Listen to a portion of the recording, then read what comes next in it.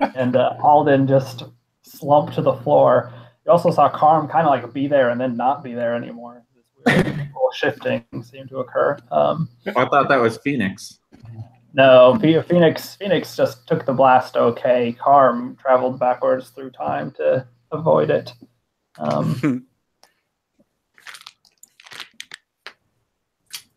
Yeah, okay, so I think we paused. We get up to this giant snake to take its next turn.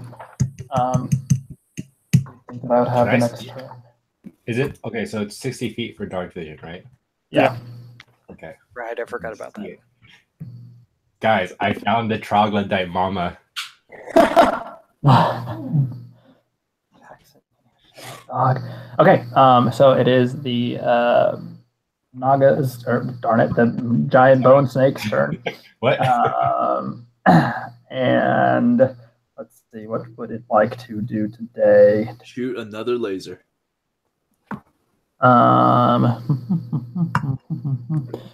Okay, so this thing has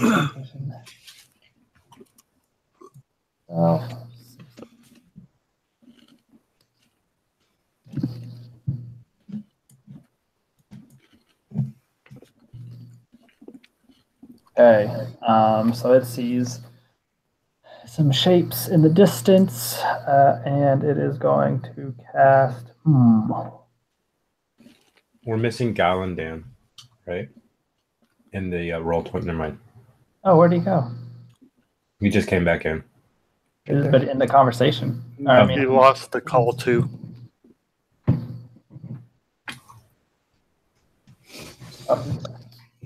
My bad. I'm still working on getting good with working on an Apple computer. I was gone for a second. What'd I miss? You died. Dang it. All right, see you later. You missed Philip not being totally prepared for the snake having the very first turn. Command Q and Command Squiggly are very close together. No, not really. They're pretty close. I got the new MacBook Pro, Andrew. It's totally different. Okay. All right, so Mr. Computer is going to move.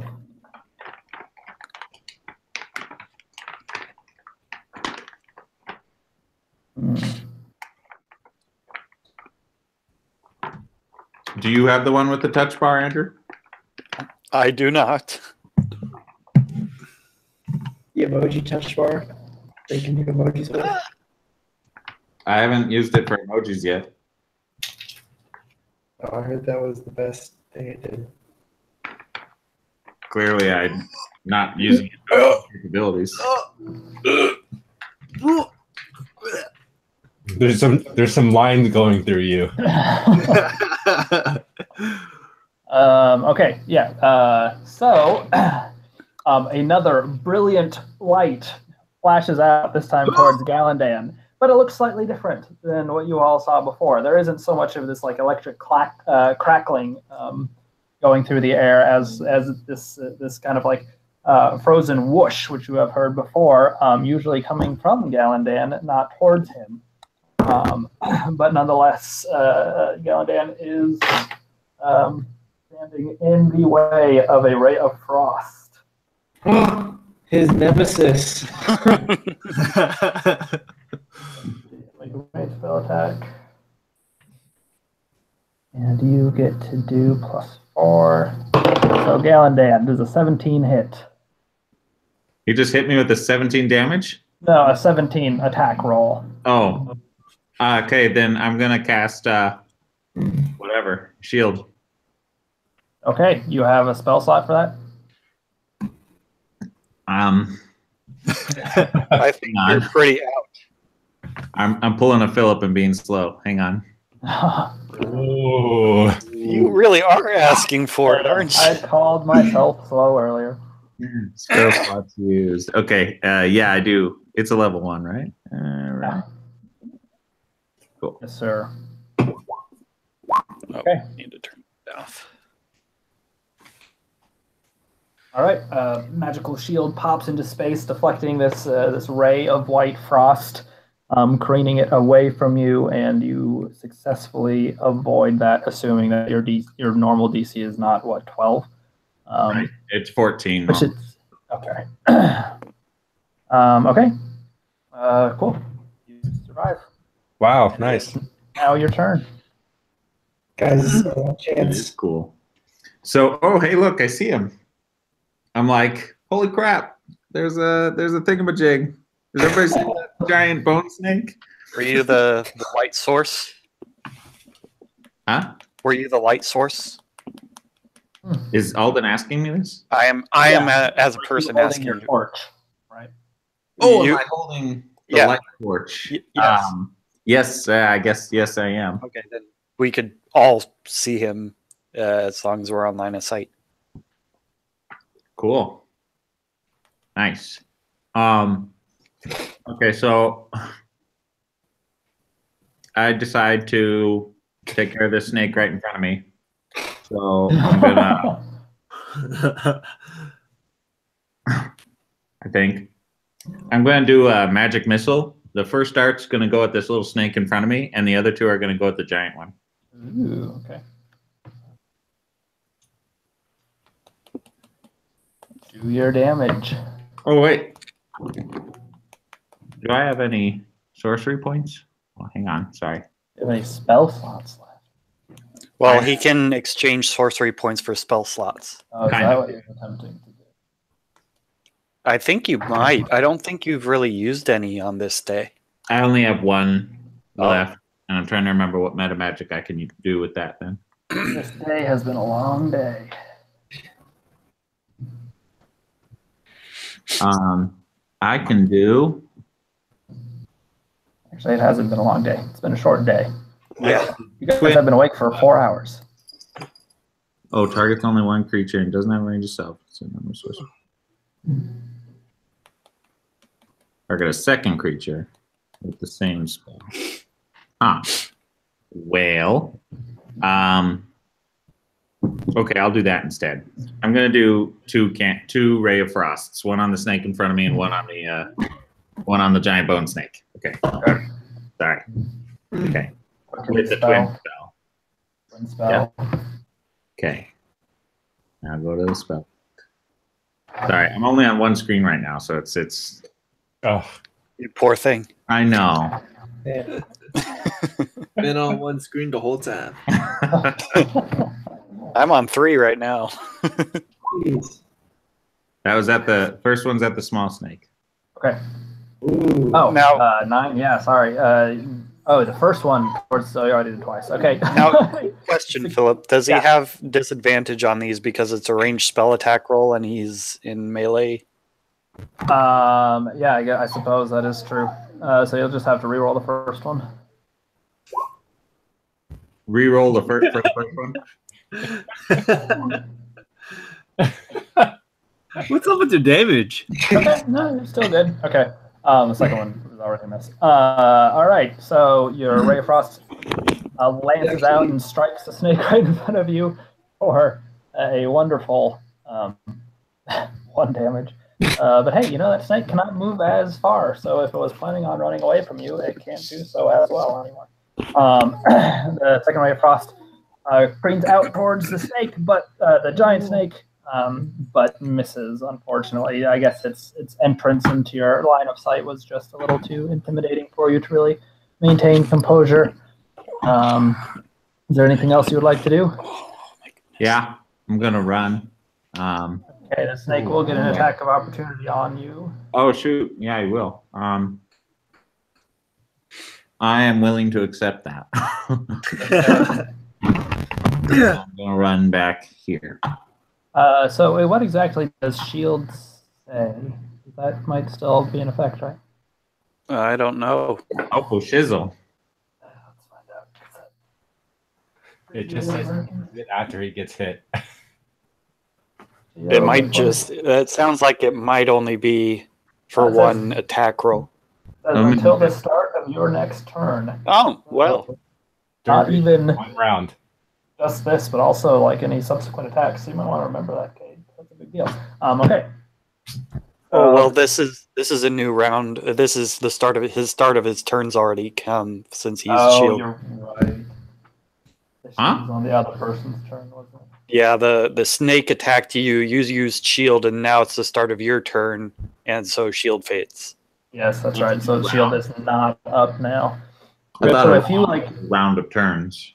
it goes until your next turn. But the snake, the giant snake, attacked you on its turn. So when your turn started, shield went away. Okay. So now this snake is attacking you. If you were able to cast shield again to block this one, it would stick around through the Okay. entire round. All right, so this snake attacks you. Oof, 18 plus 6. That's 24 to hit. That's gonna hit. One day. It's 6 piercing damage. Ooh. Bites you right in the ankle. Okay. All right. Karm, I believe you are up. Okay.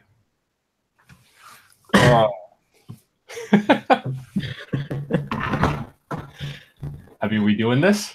Let's do this. Julian looks raring to go. Yeah, seriously. He's raging right now. Okay. 2 levels of exhausted. He only has 1 level of exhaustion. My bad. I'm going to move right here. And I'm going to attack the snake. All right. Oh man! All right, your shot goes wide. Okay, and then I'm going to unarmed strike. Oh, boy. Oh man! It's not looking good tonight for attacks. It's something about like the frost over the snake has just made it actually even like more slick, and so you attempt to connect, but you just get these glancing blows that seem to have no effect Take a turn. on this giant snake. Am standing in front of Am I well secured beside this pillar? you are beside the pillar, well secured. I don't know. You're busy fighting a snake. I don't think you are standing next to the, hiding up next to it. Okay. This is Julian's turn. All right, so 5, 10, 15, 20, 25, 30 can get there. And he's gonna use his action and bonus action to throw his crappy hand axes at big guy. All right. Which I didn't actually put in my thing. I think it's a D6. For damage, is a hand axe? Yeah. Yeah, I'm pretty sure. 1d6. And But one of those hand axes. yeah, we'll just subtract some numbers off of the attacks.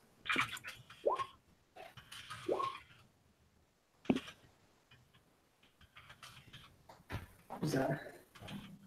The heck is freaking hand axe? Here it is. Yeah, 1d6 slash. All right, so I guess only one of those is weakened, correct?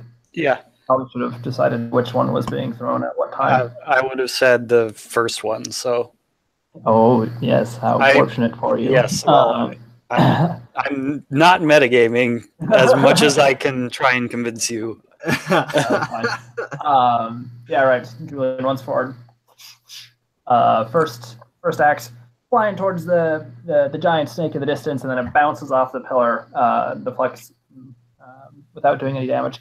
Second one, however, flies through, strikes into this bony carapace, and does 6 damage.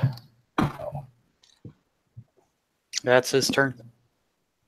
Not too shabby. All right. All right, Veneer. Stand over a Bone Alden. Yeah, so I'm behind him, right? If I could move to right here. And then shoot my bow at the snake. You can do that. You can't see him from there. So he should. Oh, Galandan moved. So maybe I need a Galandan fight. I have Yeah, up to 60 feet. He is in range. Never mind. Okay. I forgot the snake had moved up. Fire away. Oh, man. and it misses. All right, you can barely make out his form, in the distance, and unfortunately, that seems to be affecting your efficacy, as the arrow also misses. Alden. All right, half my movement to stand up. So that's 15 I have left. Can I see him from here? Would you say I can see him from here? You can. Yeah, you can see him. I'm going to Give him give him a bad day. half cover, maybe. So we'll go with you. Well, this isn't an attack roll, so Oh, okay. Then you're just. Holy cow! Wait, what's the purple mean? I don't know. Oh, you both got both a high roll and a low roll. How interesting. Oh, interesting. You reach out.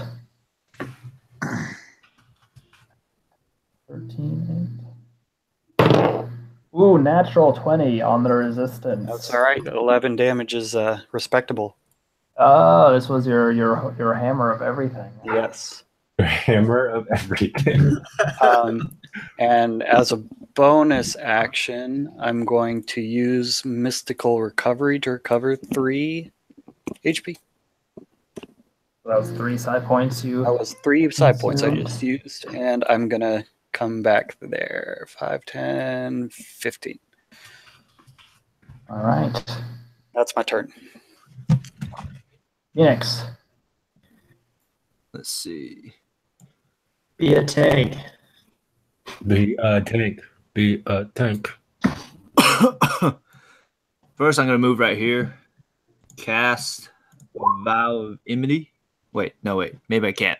Is it 10 feet? Yeah, it's not within 10 feet. Okay, well, I'll move right there. Actually, For 1 minute. Can F him up. I can't attack him. That's the problem. Okay, then stare him down. You don't have a javelin or anything? Does it I do say, have a javelin. That's right. like, you shall not pass? Throw Yeah, it let me- through the pillar. Let me come back here, throw my javelin, and then move up 1. Do I see him go forward and come back? Yeah, he also travels through time. Using a. Ooh. Okay, so no vow of enmity, but you did chuck your javelin. Yeah, I'm not close enough for the Vow of Enmity. Okay, yeah, your javelin hits amazingly. This thing is created out of bone, and the javelin still finds purchase and sinks into his bone. I'll move up. Or my last space. Okay. Ends my turn. Oh, here we go. Oh, I'm gonna get hit first. Gotta draw it out, Kevin. Kevin, it's okay if you die, as long as you do as much damage as you can. We'll be there to pick you back up. Or take your gold. My gold disappears when I die. Yeah. It disappears from you. It disappears from y'all. It turns into monsters. I'll take it. And every time you defeat one, you lose XP. The snake. Wait, so the snake attacked Galandan because Galandan ran away, but the snake never actually had its own turn. The little snake.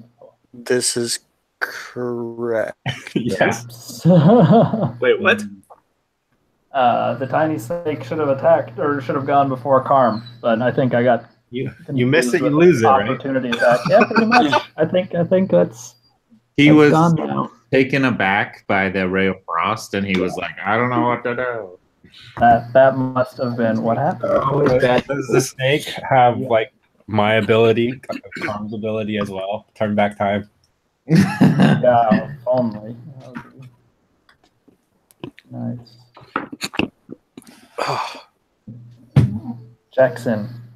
Shut up. Dog. Hey, that's animal cruelty.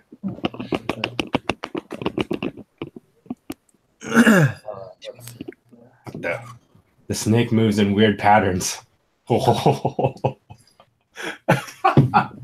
Oh my gosh. I mean, I think that counts, right? Like, it's going through everyone's little It's up to you. circles here. Missing. I think I'm blocked by Phoenix and I'm pretty sure I'm dead. I'm Julie. not sure that's how that works. I am pretty sure I'm dead. Let's go back. Look up. It depends on what the radius of the beam is. It's 5 foot beam. I'm pretty sure. Damn. All right. Stroke of lightning forms a line 100 feet long and 5 feet wide. Blasts out in a direction I choose. Oh yeah, a 5 foot wide one would definitely hit all of them. Yeah, that's gonna hit all of us. It might hit like a limb. Maybe. It won't hit Carm because then like that square would be 5 foot, right? So that would only Yeah. So it's Gonna go straight through my body. And it could go straight through your body if it only wanted to hit you. But he wants to hit all 3 of you guys. Okay, so you all need to make dexterity saving throws. Oh, damn it. Strike. Let me grab his spell slots. This is gonna suck. come on, Julian. He Does didn't Julian do. get like an advantage because he's like? Nope. Oh boy. This isn't. I'm afraid to roll. What's the save?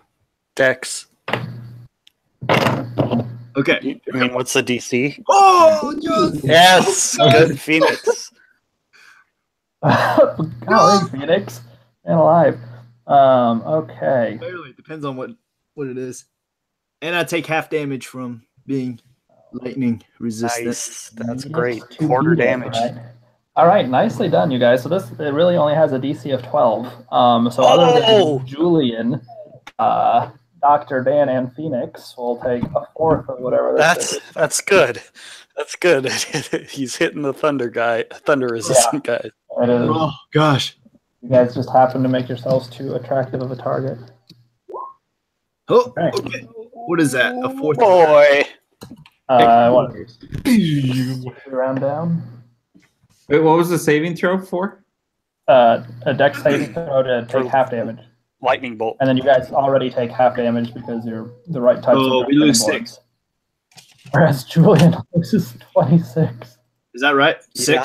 He's still up though. Yeah, wow. Way to go, He Julian. is still up. He has 3 HP, but he is up. All right. Get more mad when he loses health. 'Cause, I imagine he does get more mad. I'm not sure it actually benefits him in any way. however. His Scottish accent flares up. All right, so there's like this another just second crackling beam of white energy arcs across the room, strikes Phoenix. Phoenix is used to this at this point, and kind of buckles down, ready to take it, deflecting some of it off of his shield. More of it courses through Galandan, who is able to get mainly out of the way. And besides, being a bronze dragon, is used to this feeling of lightning arcing through its veins. And really, at this point, I think Dan, you're somewhat really feeling like this synergy with this snake that is casting ray of frost and lightning and everything, and you just feel a kindred spirit. Julian, however, only feels pain as he takes the full brunt of this lightning attack.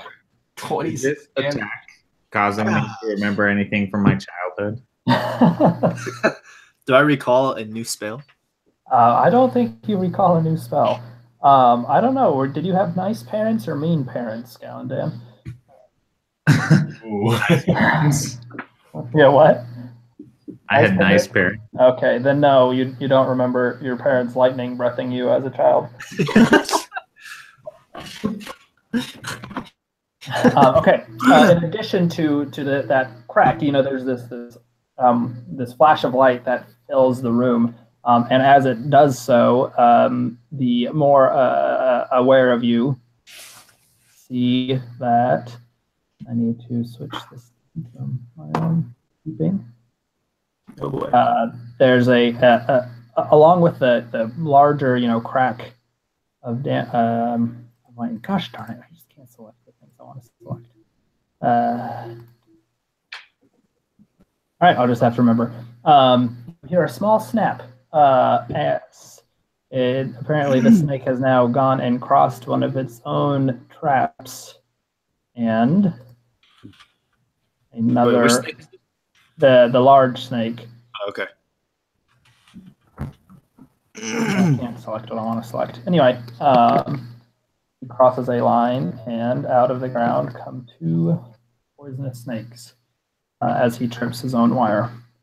Okay. I think you got lucky that it wasn't rocks. Almost like it could know which ones are which.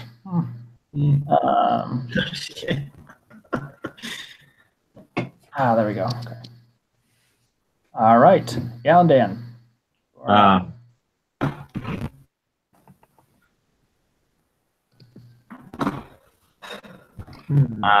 I am going to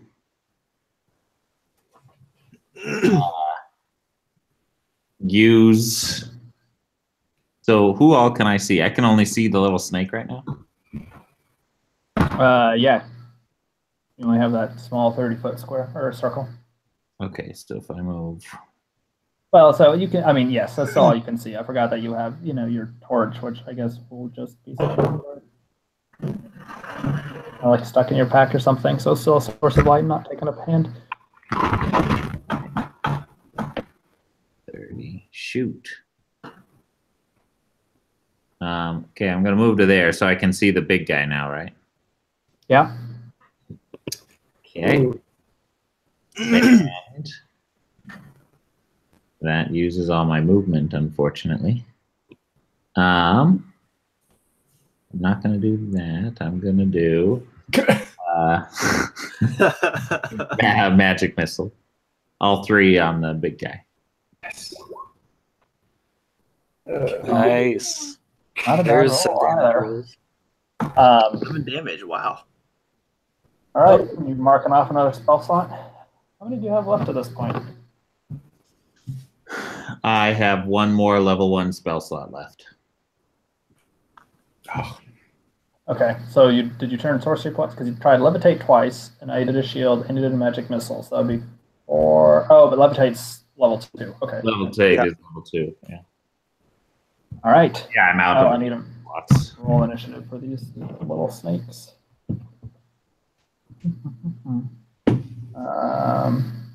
Andrew, are there any particular rules for combatants entering mid-fray, like how they land in initiative order? I don't know about any rules, but the way I usually do it is I roll their initiative and then they come in the next 20 roll, the next start of the round, Like he's doing it right. Yeah. So this is the top of the round. Okay. I'll just put those 2 at the same. Well, I don't know because it's a roll, so I don't want you guys to be thinking I'm being cheap. Okay. So this guy's initiative.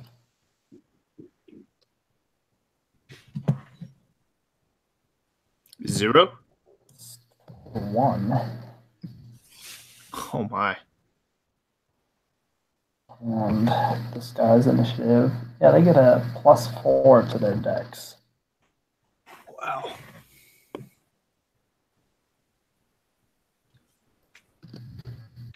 That Hammer of Inquisition is crazy. Yeah, I can do that 2 more times.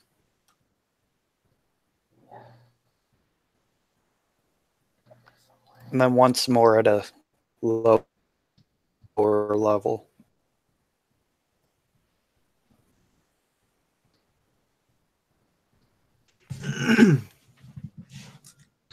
But this is me using 10 of my like 14 points in this one battle.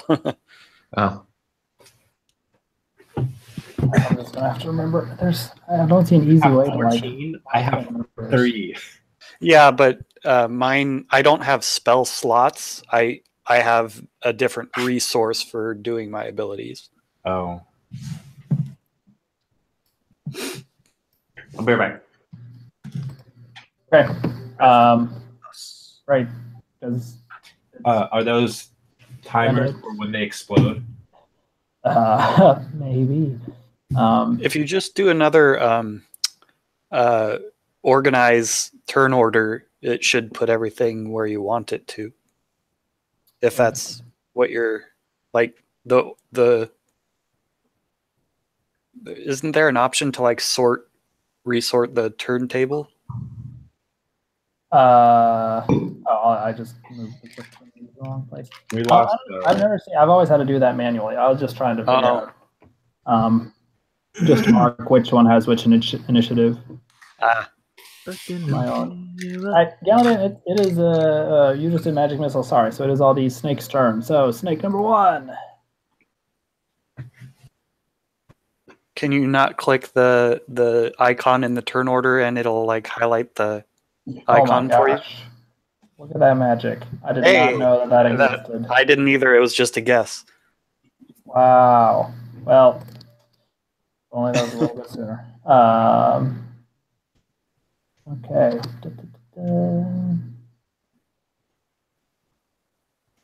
Oh. Whew. That.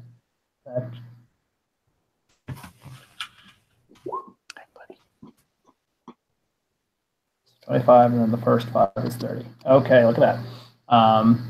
This snake can just reach up to Phoenix. Come on. Sorry, man. And it attacks, lashing out with its fangs with a 15 to hit, so I doubt that. Nope, 18. All right, you block it with your with Alden's borrowed shield. Borrowed shield. A reminder of that, guy who collapsed just a second ago. Someone should take out the snake.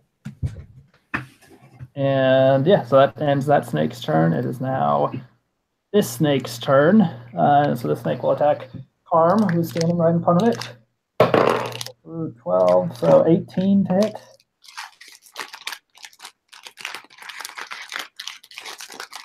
Uh, 18. Okay, I'm assuming that hits you, John. Yeah. Okay. All right, and that is going to be 5 damage to you, and make a Constitution save. Okay.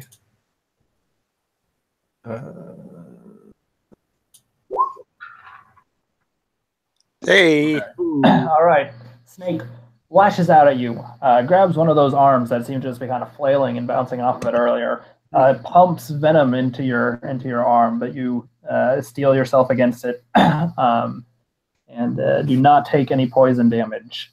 And instead, you get to take your vengeance. If you so choose. It is now your turn. Sweet. Oh, it was that snake. Okay.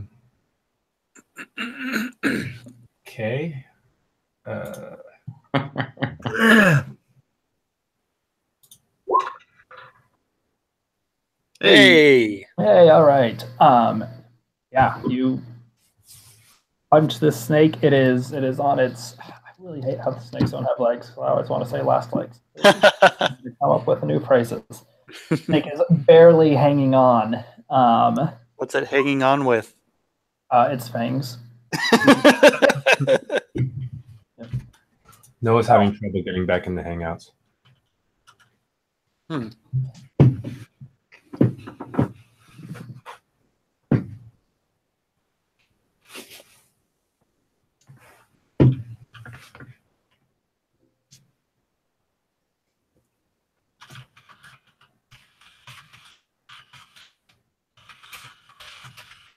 I've invited him again. I don't know if that's going to be helpful at all. Okay. So it's not dead, right? It is not dead. It's the one that just attacked. Of course, it's not dead. I am going to punch it. Oh no! I see you have made an attack because I'm done.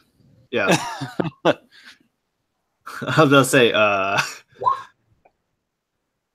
I'm done. Ooh, Don't listen to me. Okay. Wow. All right. did Yeah. that Well, just? it's no longer hanging on by the fangs. Sweet. I flex my muscle and just. The gun show? All right. Julian. Oh, does Carm want to move at all? Let's see. I guess I could.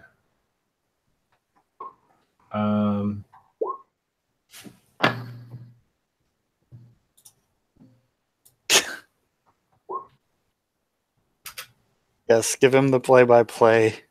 Cade, you're the designated recorder. I'm just gonna walk right there. Okay. You step on a trap, rocks fall.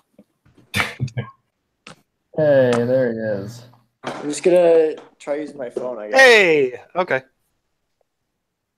Sorry about that. Oh, no problem. Welcome back. Dude, have you seen the Impossible is Nothing video? From like a long time ago? Yeah, from like a long time ago. Yeah. Oh man, is that what that shirt is in reference to? Yeah. Oh wow. Yeah, this is ancient. I got it back in high school or something. It's like a workshop. Yeah, all right. You haven't seen that, Cade? It's pretty hilarious. I don't know what that is. Man, In it's what like- now? It's this video interview this guy made where he just thinks he's like the hottest stuff. And so it like has him dancing and playing tennis and all this stuff and like ends with the catchphrase "impossible is nothing" or something like that. It's pretty cringy. You should watch it sometime. Okay. Julian. More cringy to me is that Noah still fits in clothes from back in high school. Is Hey, that- right. So move 15 there, and I'm going to make 2 strikes on the snake. Oh, Julian. The ring. Snake. Stop killing all the snakes. Sweet. Does that Golly. kill it? Yes, that kills it. What the Oh, heck? yes. That's Big 15, 20, She killed the other one. 25, 30, and he ends his turn right there. All right, and as he does so, Yay, rocks roll fall. perception. Okay. Oh, gosh. Skills. Perception. Nope. Oh, okay. Yeah, you did not notice and ran straight through the tripwire. But this is not a rocks fall tripwire. Oh, good. Oh, Does it do any damage to me? 9 snakes Does- drop from the ceiling. not do any immediate damage to you. Oh, well, that's good. He may live to the next turn. We'll see. Let me actually roll for this one.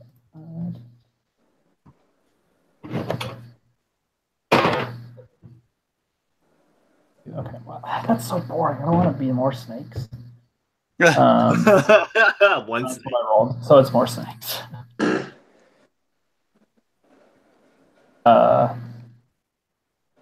Why is my phone? Do you guys hear my phone just like ringing? Or is that No. me? Not Augur. It's like it has the Hangouts ringtone just going on continuously. Oh, that happened to Seth. When we did something Did similar. hang up? I'll wait until after my turn. We can fix it. I gotta put my phone somewhere. So hard. If only I had a Pixel.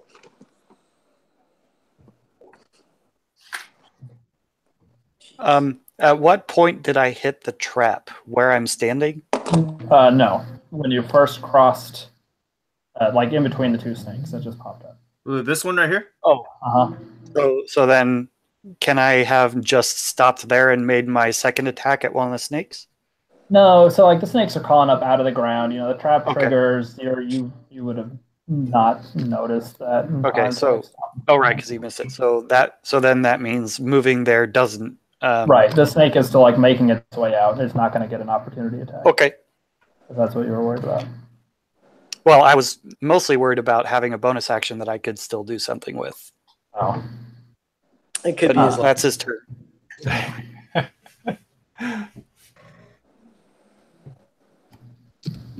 Okay, Kevin, lure the snake away. I'm going straight for the boss. You gotta Here. catch the snakes. You're up. All right. I need to move. Let's see. I'll move. Oh my god. What are the numbers on the snakes? 10, 20. They don't actually do anything anymore. They were how I was tracking initiative, but And Roll then I'll 20 can do that better. Oh. Is that the big guy? Oh, All right. Again, just doesn't quite connect. Something's throwing you off. All And these then snake can I- corpses lying across the ground. Can I move 10 more feet? I think I have 10 more feet left. Okay. yeah, you do. And then right there, hopefully. Okay. Yes, but to do so, you'll have to roll perception first. Oh no! Oh boy. Wait, is that not the one that we had? Isn't that? No, is the Standing there before. I thought. I'm removing them all as you guys cross them. okay? Well, then was it this here that was Must have rocks? been. Yeah, that was the rock. Yeah, there is no longer a trap there. So.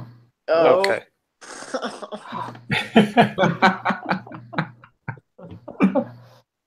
But this one is also not rocks. There's less rocks. His Wi-Fi Hey. cut out. That roll was reversed. It was. It's, Yeah, it was really the other 24 first, I think. Okay. Let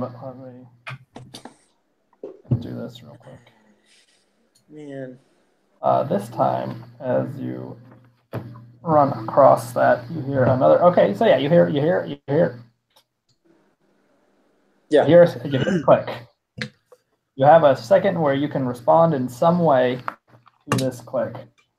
But do I have movement still?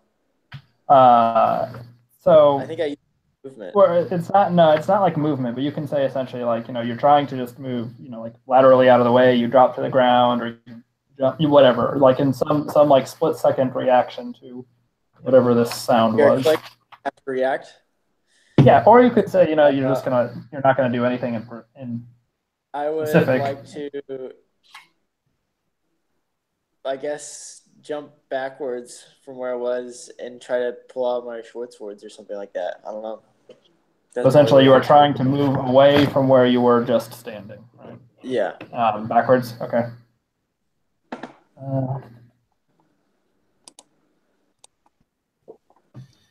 You mean like to the east? You're moving to the east. Yeah, towards this direction. Okay. Essentially, what we're gonna say is that like that's what you're attempting to do while this is happening. We're not gonna actually like move your character in that way. We'll see what resolves. Okay. So I'm going to make an attack roll.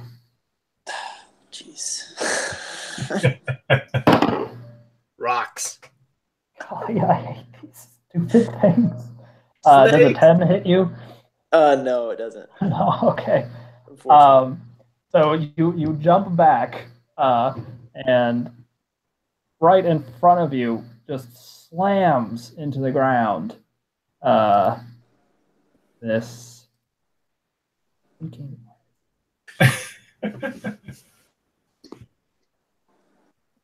I don't remember which icon I used for these guys. Is it a stalactite? It is one of those fake stalactites. That's really Dang. stupid. Well, no, it's different than that one. Piece of crap. All right, fine. This is close enough. Maybe this is even what I used. Whammo! One of these guys lands right in front of you. If you recall them from earlier, these very stupid slug things that seem to, launch themselves at you from the ceiling and then try to climb back up to the ceiling. However, he misses, and so he takes half the falling damage from the 60-foot ceilings. I don't know what you're talking about. These creatures are the best. Fall damage. Instant death. He takes 3, 6, 10, 20 divided by 2, so he takes 10 damage. And he's dead. And he's not dead, but he's looking pretty flat, and he's not supposed to. What? Does Veneer get an opportunity attack on it? No, he doesn't. No, he just moved into range of this guy. He didn't even move out. Okay, that one is triggered. Should I not click this stupid thing? All right. Well, we'll just have to remember that that one's triggered because for some reason this one is just not clickable. Which is annoying. Okay. Great. Veneer, was that it for you? You were just moving? Yeah, that's it. Okay. Alden. All right, so I'm going to move right there. And I'm pretty sure I'm in range, but I'll double check. It's not the right thing. Yeah, I'm in range. I'm going to do the same thing. Blast him with the Hammer of Justice. What it's called. Oh my gosh. Golly, man. 3 more side points. It's gotta hurt. Yeah.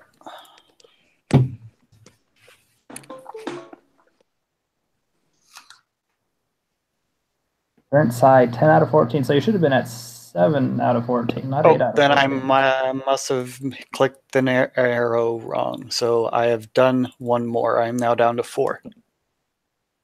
Okay. Don't fully understand what you're saying, but I trust you. Hey, look. Yeah, I have removed an extra point for you for my mistake. Okay. This is 13. 11, but he has a +2. Oh no! Damn it! So he's going to take half.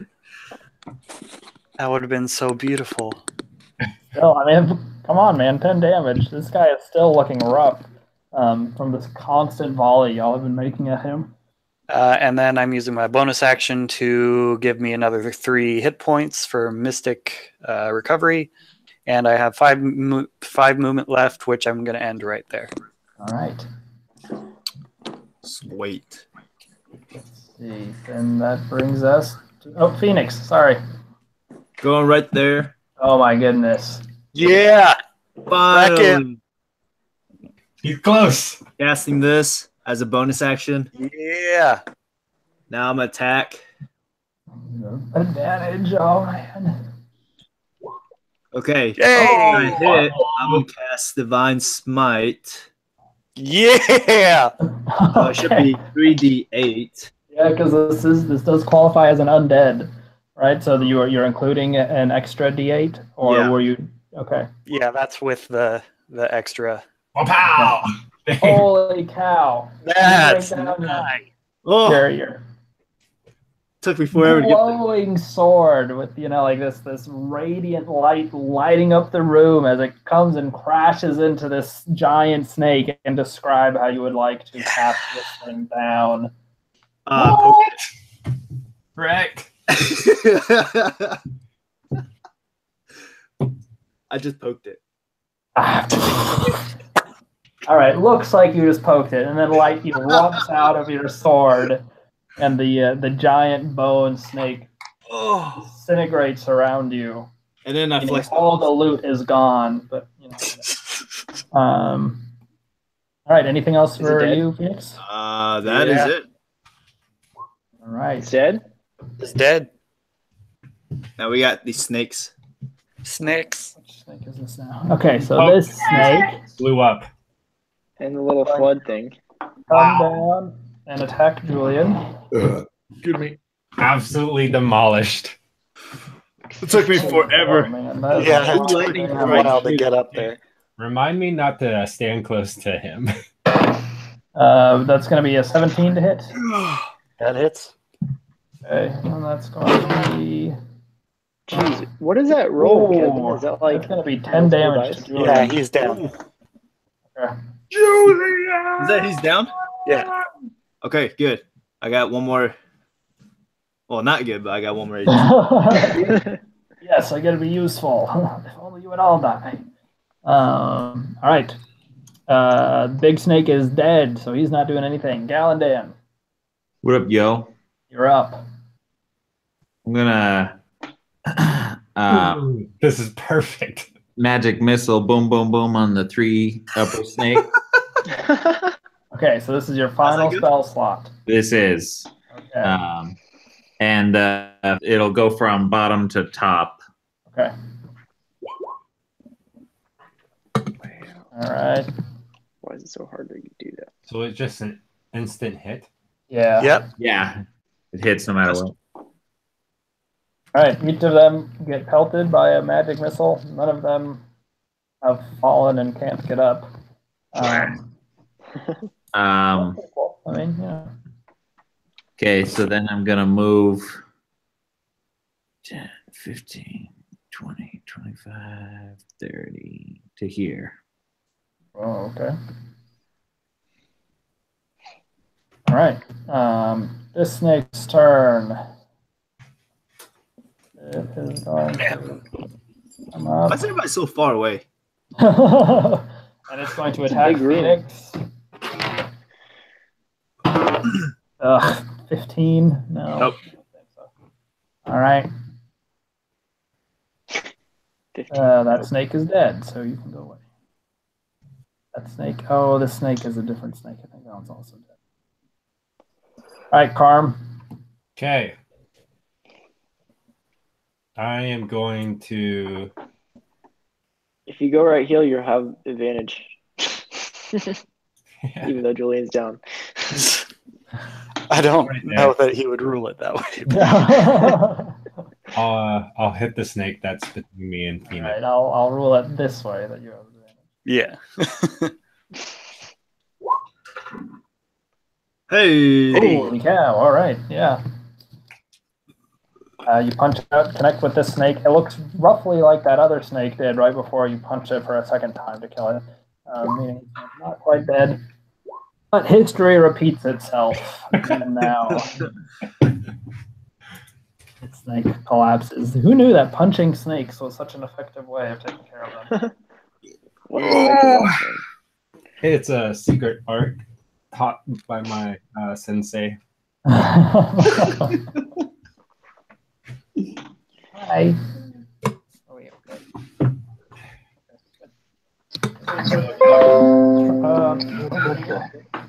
fine. Okay. So, Arm did his thing. This snake's still around. Will seek to avenge his fallen brother, I guess. Arm. 10.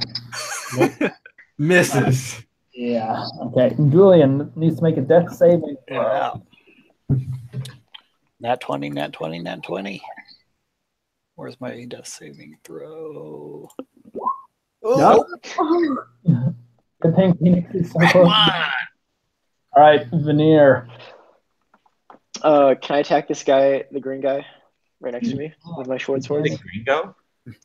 You're talking about Carm, right? No, the flood thing. Here, I'll attack him twice, even if he doesn't die. Oh. First one gets up is his armor. Second one, however, makes a good connection. Yeah, nothing protects him from that, so he takes 7 damage. All right. Anything else you'd like to do? That's it. He's not dead, right? He is not dead.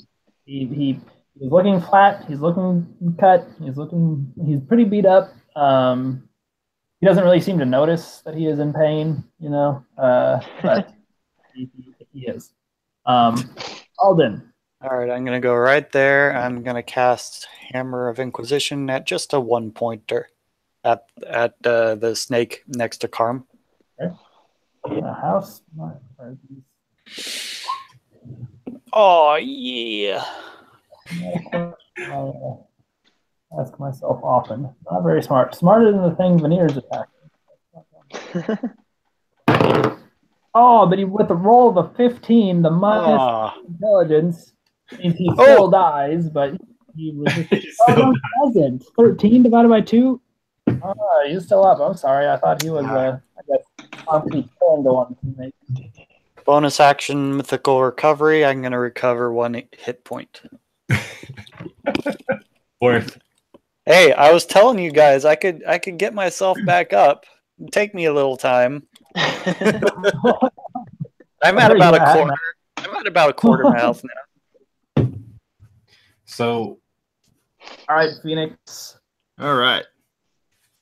I am gonna move right here and cast lightning I'm breath. gonna finish my turn right there. Ooh. wait, does that have a 5? It has a 20. No, I'm just kidding. It's a 5-foot line, right? So you'd catch. Would it hit him? This. Yeah.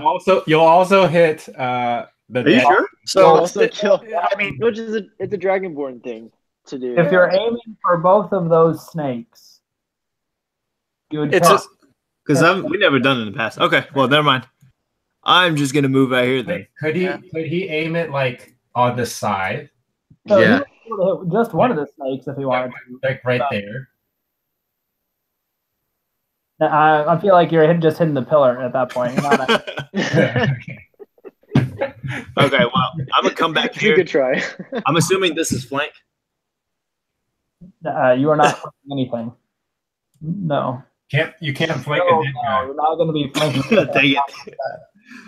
Okay, I'm just gonna attack this one. Okay, fair enough. Oh, If only you had been flanking him. I did so well with the big guy. Is our guy gonna It's so die? I mean, it depends. He didn't get healed this turn. Yeah. He's got 2 more turns. He could roll a nat 1 and just die. Can you bonus action heal him, Kevin? I don't think. Depends on if he allows it. You have healing word in the spell slot? No, it's a cantrip. What's a cantrip? You don't have. There's no healing cantrip. Is it? No, I get to use it 15 If you're trying to times. do lay on hands, then no, that's not going to apply. Kevin's just making stuff up now. I'm trying. All right, yeah, good try. All right, this one is going to attack you and show you how it's done as he rolls a 21 to hit. Gosh, dang it. All right. And then What is it? for 7 piercing damage. Oh boy. Kevin, why didn't you heal Julian? All right, Galandan. Galandan, who really seems to be doing the best in this combat out of all these people. Really? I feel like I haven't done much useful. I mean, like Health wise, five-wise. No. Okay, he's gonna move to here I'm slowly getting better. and shocking grasp. Ooh. Boom. Hey, Not very much damage, but whatever. That's a flank, right? that is. Yeah, that's a flank. Look at that. Advantage. That's A nat 5. 20. Yeah. You got 5 whole damage. That's what you needed. Hey. He like flattened itself into a steak for you guys, and then Veneer came and chopped it up into different pieces, and now Galandan's come around and fried it. Yourself a nice little. Infinite power. Can I give Galandan a high five for killing something? As his damage is so shocking, though. My hand's still a little bit shocking. It's a little static. He also takes 5 damage. Anything else for you, Galandan? Where was I to start? Over here somewhere. Was I here? You're about there, yeah. Okay. So About- 5, 10, 15, 20, 25. Yeah, I guess I'll move to here. All right, I'm fine. Okay. Oh, wait, I can move one more. Okay, there. We're pushing our luck here. Okay. Just move one more. Charm. Oh, wait a minute. There we go. That's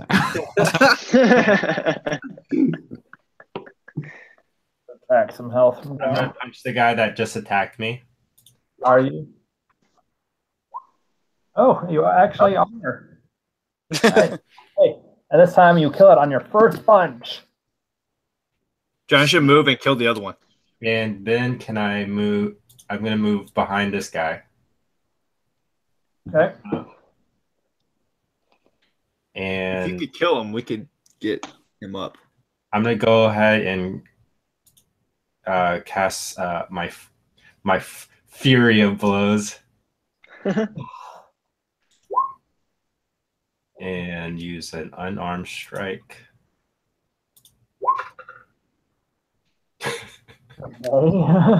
He's got 9. Worth it. Doesn't do it even with the 9. Unarmed strike. Hey, I see something. Whoa. Hey! All right, look what nice advantage you have. Oh, and it perfectly does it. One more snake falls to your foot. Yes! Hey, can I just put a point into Meet my fury. Yeah, we're gonna have Julian. He'll have to do one more saving throw because his turn would have come up before you could even have moved to get over to him. So before I do this, make sure that I have this down right. Last session, he went down before, right?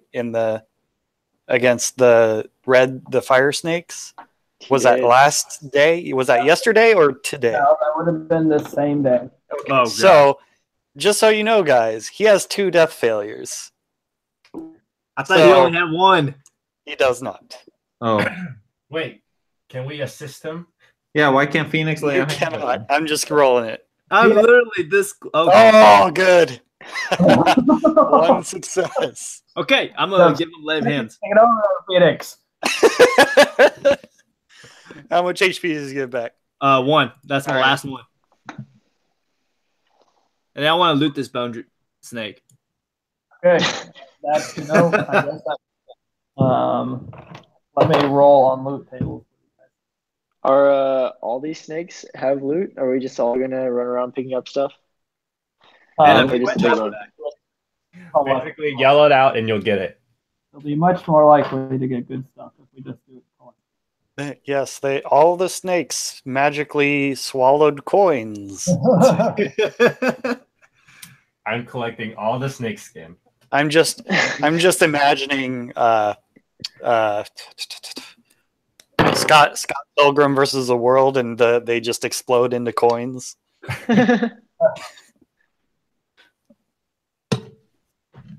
Sweet.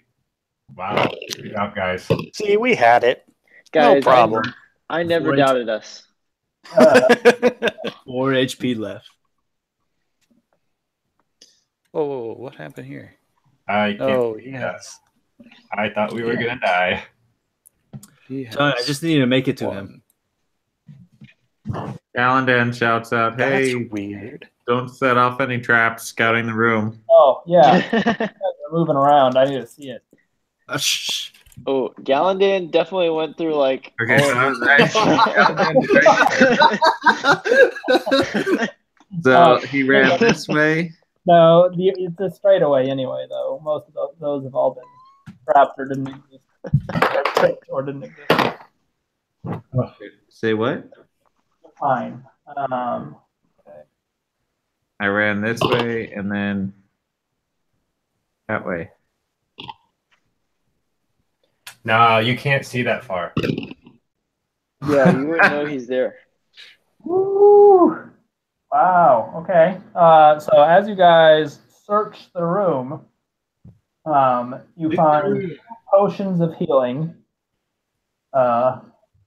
2 potions of healing? Yeah. 2 potions of healing. So this is just like throughout the entire room. You know, so you guys are you're looking at the snakes, and you realize they're snakes. They don't have anything for you. But then you're going slowly investigating the rest of the room, and you are finding some things kind of stashed next to pillars or behind corners. We'll say everybody roll investigation real quick. Everybody? Do we take the best? The best person gets something. Oh gosh. This sucks so much. -1. Oh, I got a -1 also. Oh, okay. Oh man. Okay. Dan. Jeez. Galandan and Alden, both of you guys roll one more time. Roll one more time. Yeah. Okay. Oh! Oh! Joking. So close. Man, I really wanted it to be Galandan because I was gonna totally have him like finding those snake traps and like opening them and looking inside. But okay, so Andrew, I'm going to describe what you find, and you're just gonna have to like. I'll just read it because I just rolled, and this is what we just got, and then later I'll put it into the actual thing for you guys. Cool. But you find whatever you get for rolling a 100 on Magic Item Table A. Ooh, that sounds awesome. I mean, this is the lowest Magic table of all. Yes, I'm aware. But But I also rolled on the Magic Item Table A for your stuff, and you got those freaking ogre gauntlets. how did you even get that? Like, I don't even see that being in the. Like, you can get spell scrolls, potions, bag of holding. It was a horde. It was one of the horde tables. Oh, maybe the initial roll was higher, so you weren't on Magic Table A. Oh yeah.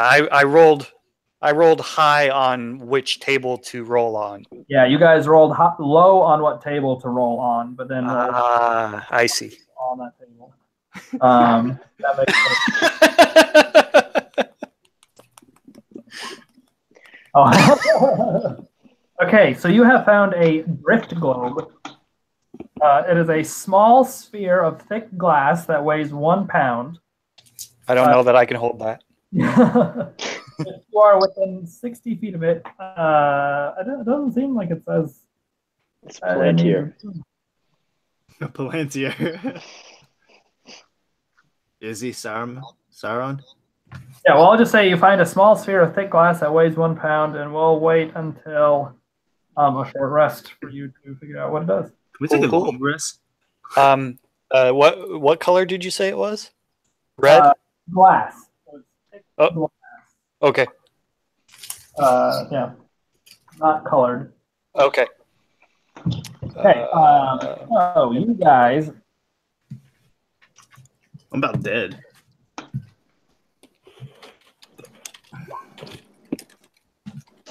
It is currently about 5 o'clock in the morning. No. 5 You o'clock in guys- the morning. Jeez. Yeah, and this is me being generous in saying that the combat with the fire snakes was like an hour. Took a short rest. What time did we wake up in the morning? You woke up. So you went to bed at 4 o'clock in the afternoon. So you woke up at 11 at night. It is now 5 o'clock in the morning. So you are still hours away from a long rest. But I'm like super exhausted. Demir is like a college student, so he can sleep whenever too. We are all exhausted. We could try going back into town and just resting and then coming back in. We could take a short rest. We could. It would not. Yeah. And then another one. I like to take a short rest before we trek back all the way to the entrance. I don't even know if Julian has any more hit die. He doesn't. Yeah. But short rest doesn't really do me much. Short but I rest can- at this point isn't even going to benefit us much. Well, we found some potions, right? Yes. How much did those heal? But 100%? if we save them, they could be useful later on. Basic is 1d4 plus 4.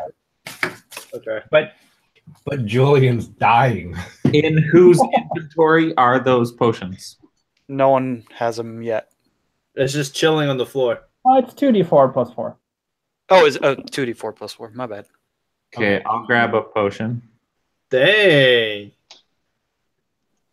What? This guy.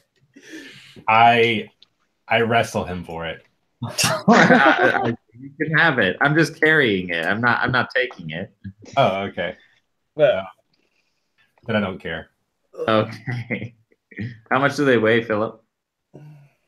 Half a pound. oh. Fine. encumbered. I'm at, let's see, 80. I'm at 63. And how much do they heal? 2d4 plus 4. I walk over to Veneer and I ask him if he would help me on a task that he can only do. Yeah, dude, for sure. Sweet. Would it help me? Doesn't Would it help me kill cut me. up some snakes so I can eat their skins? Yeah, but you have to bring them all to me. Okay. No! What are you I miss HQ. putting up the snakes? We're skinning the snakes. Okay, so if you guys are going to do this, this is going to take a while. Skinning snakes is not very quick. There is a plethora of dead snakes for you to skin. I mean, Let's just do how big are the 5 of them. snakes? I'll They're help them skin snakes. poisonous snakes. They're all large snakes. I'll help them skin. Well, I just need enough to like, Make some boots. possibly. I mean, carving even a single Possibly. a while, right? So I mean, we can do a short rest and see how much you get through. But like, if you're just trying to say like, "Ooh, let's grab some in 5 minutes," you're not going to get. Okay, guys, I think we should, take a break. We watched Phoenix wreck a skeleton thing. Actually, I'm not even really sure if that. So the mind. Sorry, I feel like I didn't do that Hammer of Inquisition justice. Mind thrust. I feel like there's not really too much physical thing, but this Hammer of Inquisition. Are we saying it's like a giant spectral hammer that is showing up? I feel like most of the psychic abilities, as opposed to magic, are less visibly noticeable. Okay. Like I feel like the creatures might react more strongly to the magic powers, Okay. but I don't feel like it would have manifested a hammer. Okay. Right. No. But yeah, I mean, if he had not saved, I'm sure he would have just been reeling because those were some heavy hits. Yeah. Okay. Divine Smite. That thing is OP. Sweet. Against undead, but that's its purpose. Yeah. Oh, by the way, any travel is half speed because Julian is 2 levels of exhaustion. We're skinning snakes, man. Yeah, but So are we taking a short rest right now? We're skinning snakes. I would like to. Okay. That will clear up my vow. Do we Okay. need to roll a survival? Karm, go ahead and you can make another survival check with advantage since Veneer is kind of helping you gather these things. And We can use a hit die on short rest, right? Wait, yeah, are you allowing us to benefit from a short rest right now? yes, I'm Okay. And I'm not going to help him gather them. I'm just going to help him skin them because he just asked me to skin them. So Oh. there's big distinction. Yeah. Yes, So, yeah. I apologize. So Karm goes ahead and gathers up all the snakes. You Yeah. said nature check? There we go. Survival. Ooh! That was your best hit die. Way to go. You said with advantage, though. Man, I can't get That's true. better than that. Oh, that's your lucky advantage. So, Karm, you are marking down that you have consumed these hit die, correct? I mean, not Karm, Phoenix. Yeah. I have none left. I just used the last 2. Oh, I'm going to use my last one, too. Yeah, I got nothing left. Julian has none to use. I would give you more lay on hands, but I got nothing. What else can you do during a short rest other than spend hit die? Attune to an item. Oh yeah, can I learn what the sphere does? Then I'm gonna give the cloak to Veneer. Oh right, you were going to do that. All right, so Veneer is attuning while cutting these snakes. Whatever, you're wearing it. But I can see that Karm is really struggling, and then I kind of help him out and he starts doing better, right? That's kind of, it's like. Seriously struggling. That's advantage, right? Yeah, that's advantage. Yeah. Yeah, I mean, so we'll say, that now these snakes, they've been, frozen or pelted with magic missiles or punched into oblivion, or there's a few just like smattering of snake blood over where Alden is now from Julian's turn of fury. Massacre. So even with this hour worth of time, trying to actually like find sizable usable strips of snake is difficult. We'll say that you're able to get maybe a 2 foot by 3 foot rectangle that we'll say weighs 3 pounds, and you're able to roll up and up into your pack. 3 pounds? 2 by what? 2 by 3. You can make a pillow. Okay, now. Oh, I just realized that I didn't roll rage damage for those axes he threw. That's okay. I just automatically roll. It had a +2 for rage, which is what like allowed you to kill one of them. Oh, it did? Oh, never mind. I didn't recall seeing it. So you have learned that this thing is a drift globe. If you are within 60 feet of it, you can speak its command word, which I guess will be up to your discretion, and cause it to emanate the light or daylight spell. Oh. Once used, the daylight effect can't be used again until the next dawn. You can speak another command word as an action to make the illuminated globe rise into the air and float no more than 5 feet off the ground. The globe hovers in this way until you or another creature grasps it. If you move more than 60 feet from the hovering globe, it follows you until it is within 60 feet of you, taking the shortest route to do so. If prevented from moving, it sinks gently to the ground and becomes inactive, and its light winks out. Did you say light or sunlight? Light or daylight. Light or daylight. And yeah, so the natural question is daylight.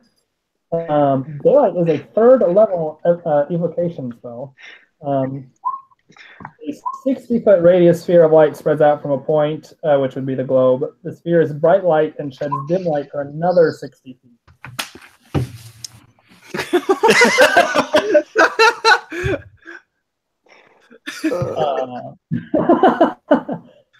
And also, if this spell by spell on the 3rd Technically, level, I rolled higher than you. Darkness is dispelled. Sorry, can you repeat that? People were talking. So it creates a 60-foot radius of a bright light. Mm-hmm. That's radius. This is extremely bright.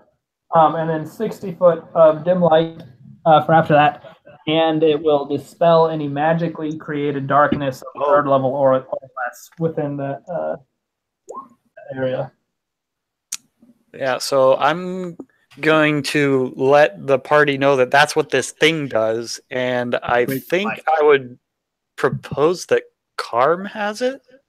He's the fastest melee person, and if he just has a source of light just following him, that sounds pretty useful in this dark cavern. Wait. But how long does it last, did you say? Daylight can last up to an hour.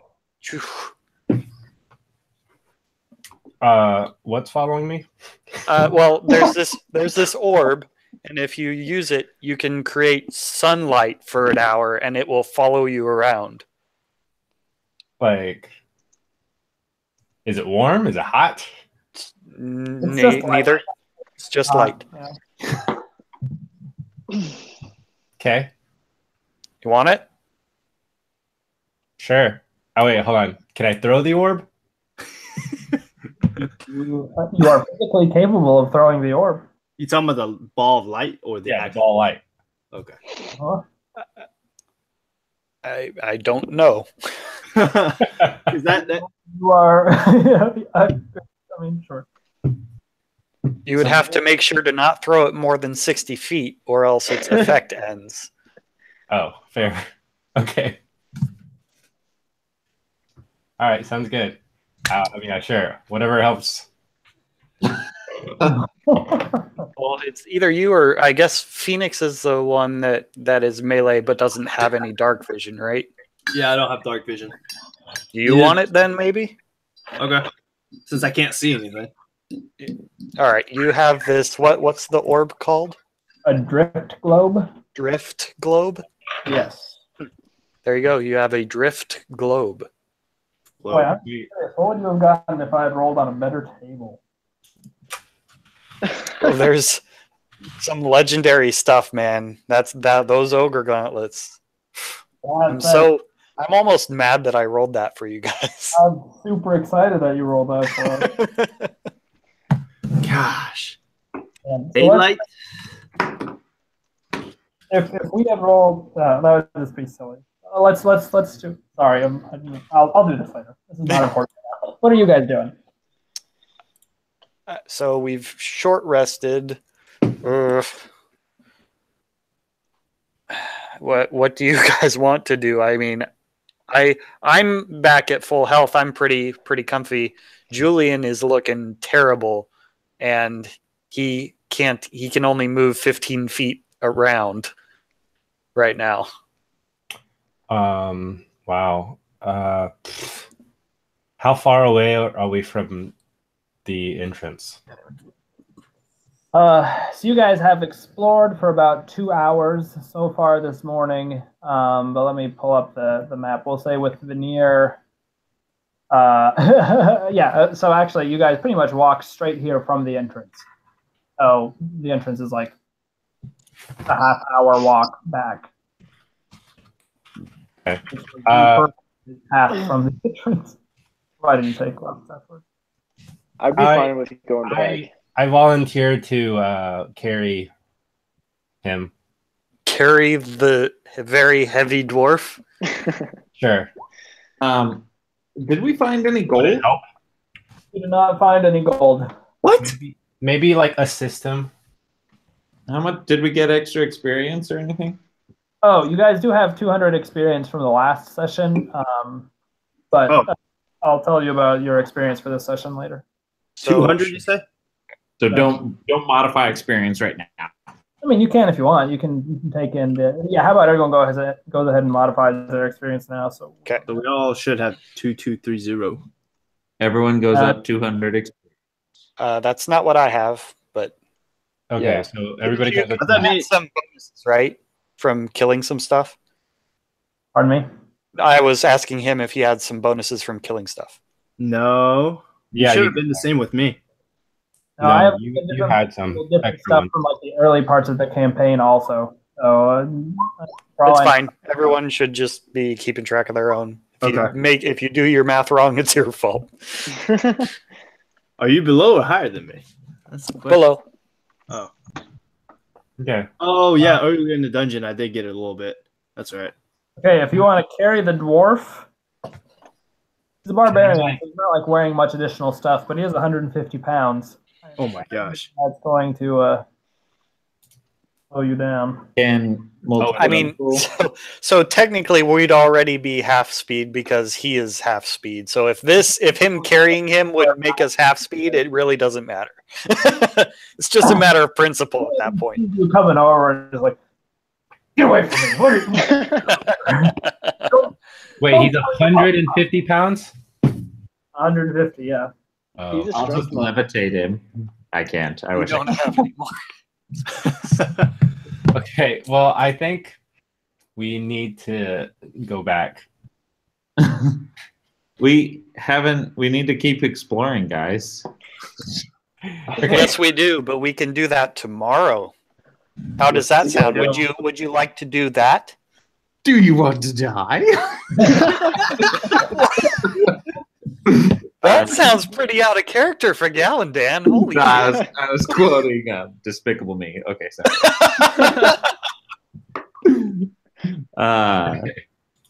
That's quite despicable. Yeah, let's go. I guess I don't care. I don't know. It sounded like you were pretty opinionated for a second. For a second. I'm done with heading back. Yeah. I need to get more arrows, anyways. I also need to get some bolts. I need to get a shield. Oh, Light crossbow bolts, because I could give you some. Yeah, I mean, I will take them if you're not using them. I'll probably need new trousers. I'm not going to ask why for it. I will Well, just, when I thought I got hit by this white beam, Hey, Philip. Yeah. I don't have any light crossbow bolts in my inventory. you would have don't have started any with bolts. 20. I thought I had 40. I thought it was 20. I could be wrong. I started with I did not ever zero anything out from your guys' inventory because I figured that would make you mad at me. But look up how many you should have.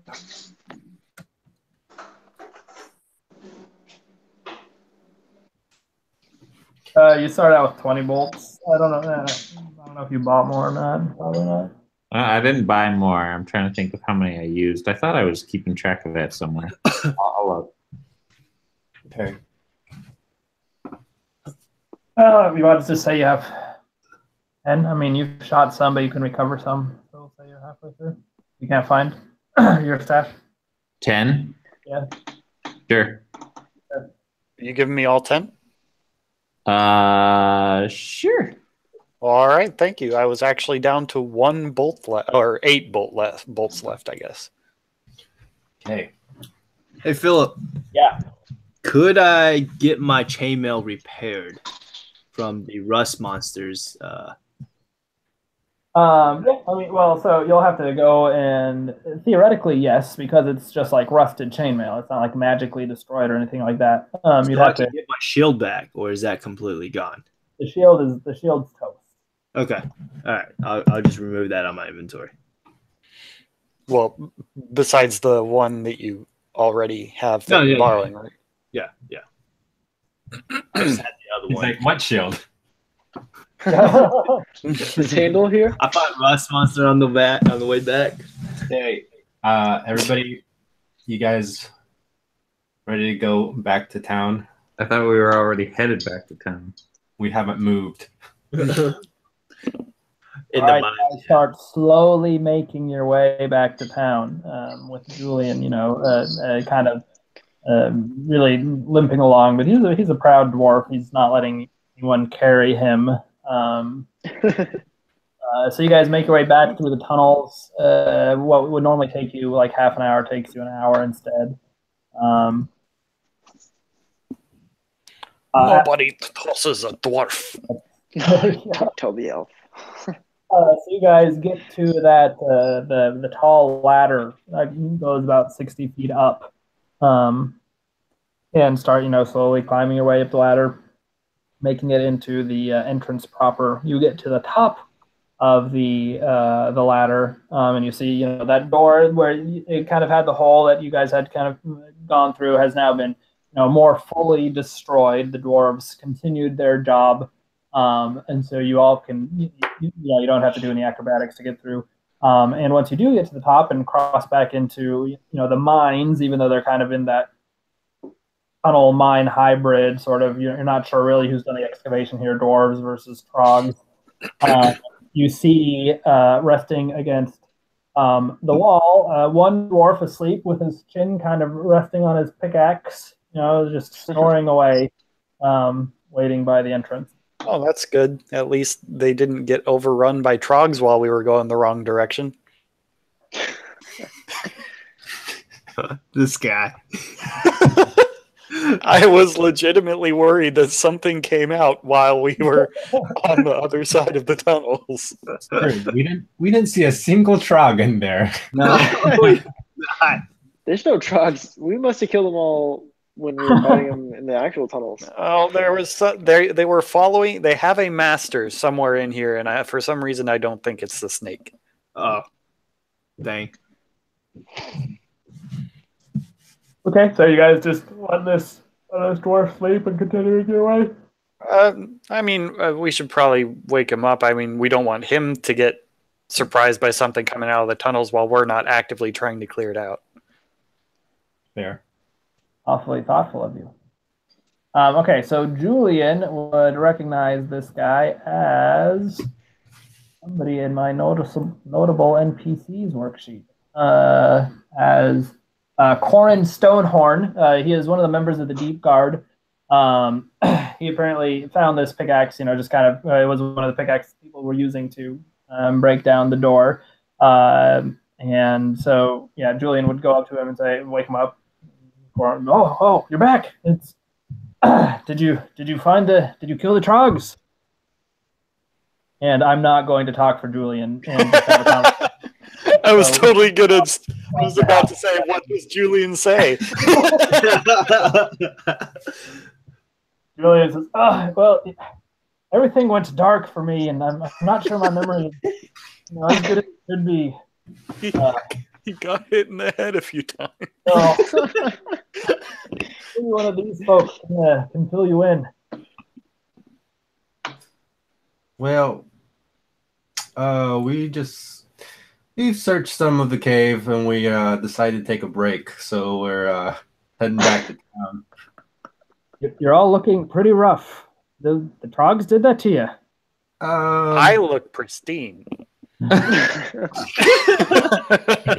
a little thin, at least. I say, speak for yourself.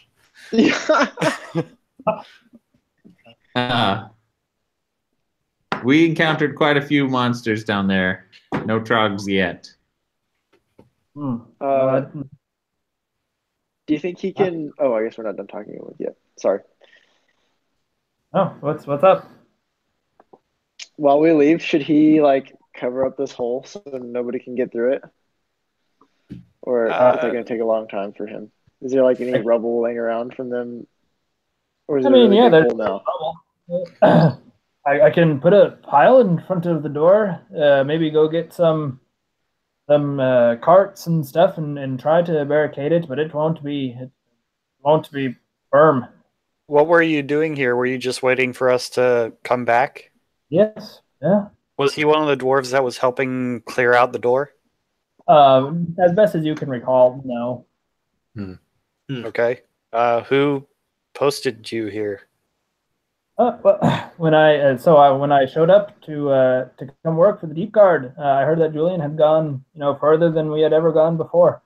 So I came to the mines, and there were a few of the workers told me that they had made this big hole for y'all, and so I came down here and I found the hole, and when I went down the ladder and saw that I had no idea where you all had gone, so I figured I would wait for you up here, and you took your time. There's a lot of tunnel. Less monsters now, so that's good. Strange that you didn't find any troglodytes, though. Yet. Yeah, well, we're giving it another crack tomorrow. So there's more to be explored. There's a lot. Yeah, we're being really thorough. Thorough? Thorough.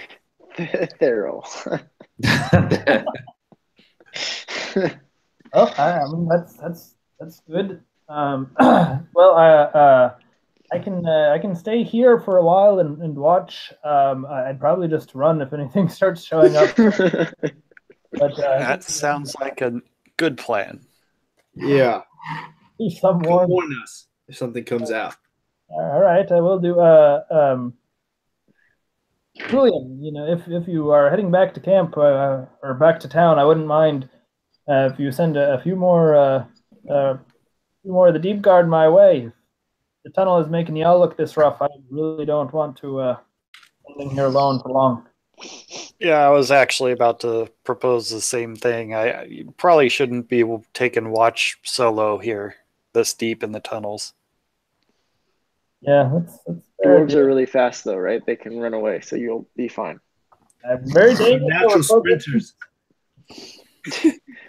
No, wait, what is it? Deadly over short distance? Short distances, yeah.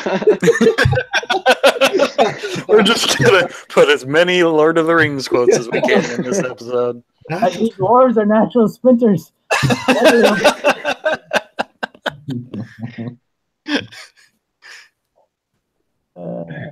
We'll be sure to send some people your way. We'll be on our way then. We're less than a day behind. All right. Well, I wish you all the best. I'll be here. And he kind of, settles back down. Yeah. trying to stay awake. You know, he's not like going back to sleep immediately, but he is very passively watching this door or this hole. Okay. Okay, so you guys are continuing your way out of the tunnels.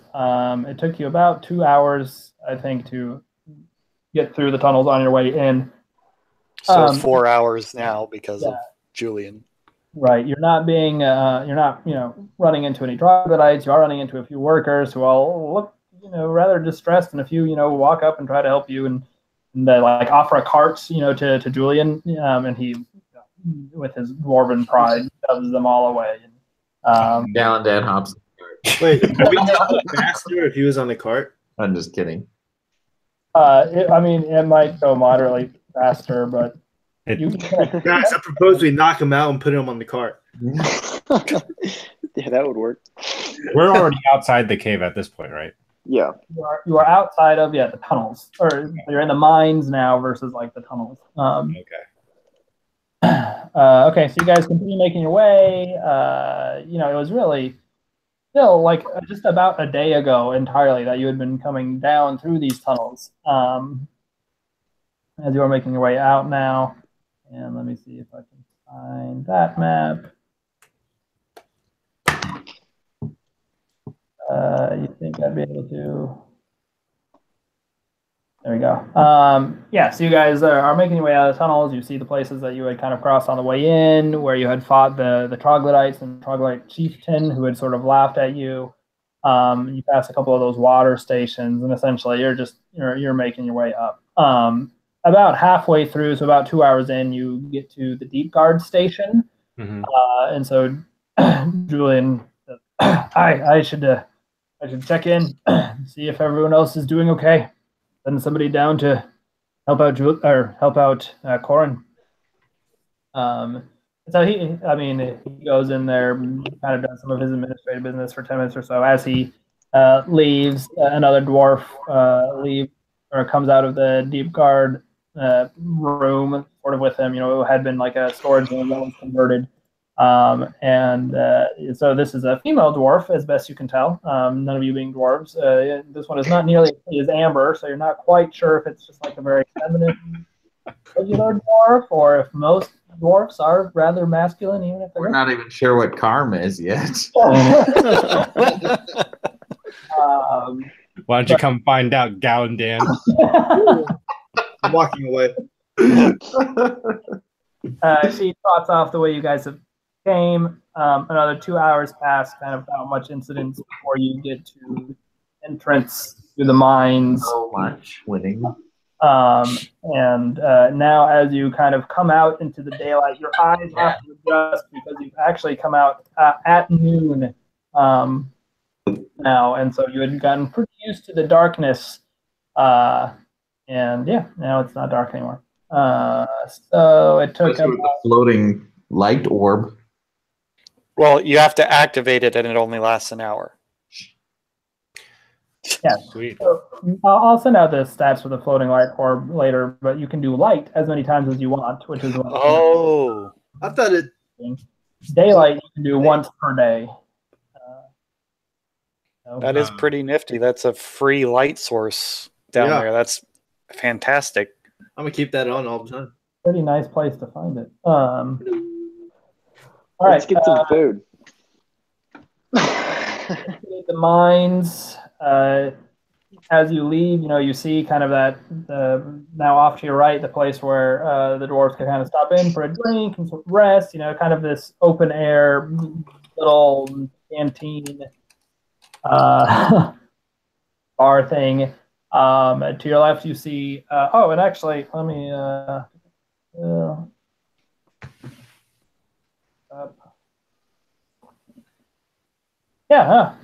Okay. So as you guys are leaving the mine, off to your left, you see the mill, which you had seen on your way in.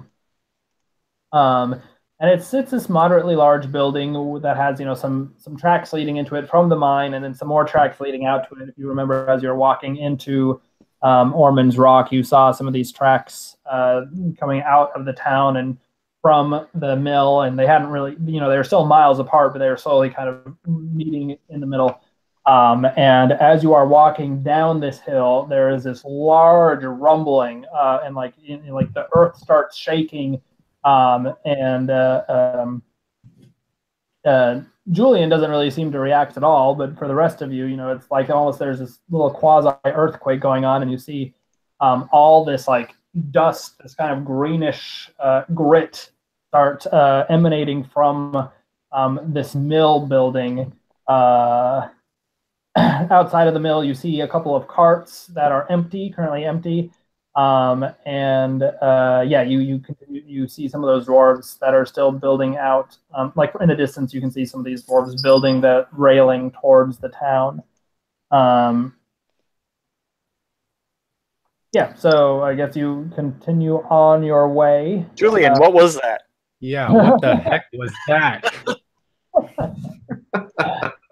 Oh, that's I'm laying prone right now.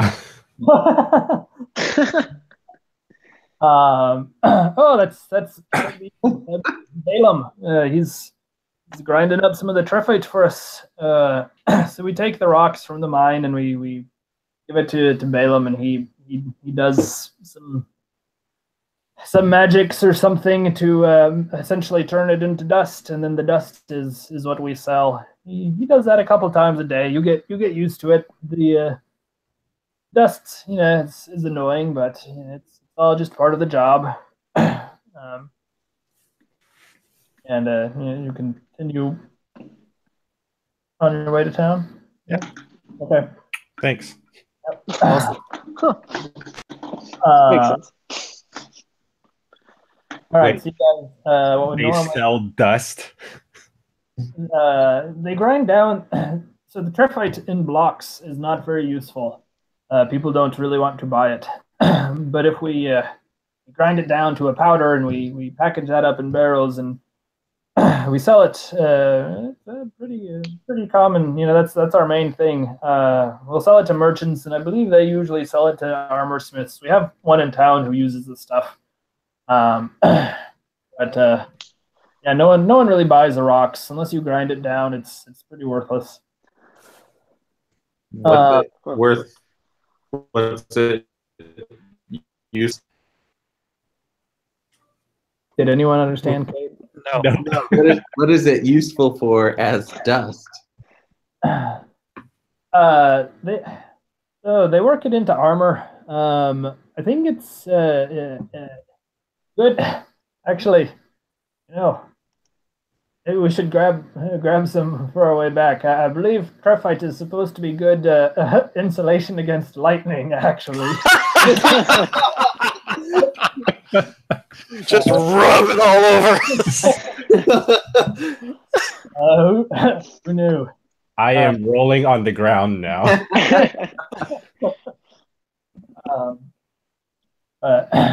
You can talk to which one is this? There's a armor smith in town, Delum. He's a good elf. He'd be able to answer your questions better than I could about the stuff.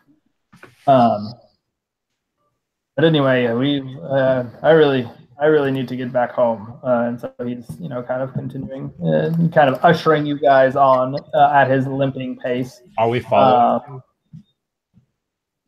Oh, he's going home. We should find rooms at the inn. Okay. Well, so you guys are still Or his home. Yeah, so you guys are still kind of outside of the mines, right? And the mines are separated from the town by a fairway, okay. like a fair distance. Gotcha. It took you, about like half an hour to an hour or so to get to the mines after you had met with Julian. So it's taking you, a little over an hour to get back now. But we'll just call it an hour for simplicity. So there's not really like anywhere for you to stay here at the mines themselves. You could, I guess, try to convince the guy to let you sleep out behind like that little open air tavern area, but there's not like No, let's go to an inn. facilities for you. Get a good night's sleep. Okay. I Find a different one than the one that tried to rip us off. I'm on board with that plan. You like that guy we saved his life and he owes us. So Yeah. Yeah, well, I don't trust anybody from this town. You don't trust anybody from any town now. This is a good point, but more so for this town in particular. Julian overhears you guys.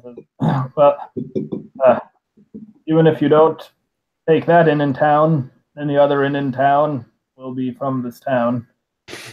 So yes, well, I would try our luck with another that has not already attempted to swindle us. Gilliam, you guys stayed at the Yellow Cot, I believe, correct? That sounds familiar. so Gilliam, he's a swindler, but he's got him down to a fair price.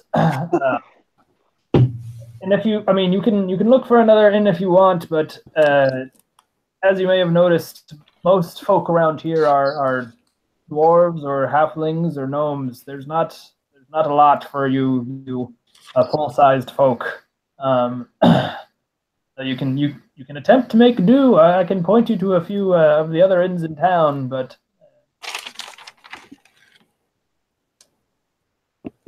up to you, Alden. Find a much better deal.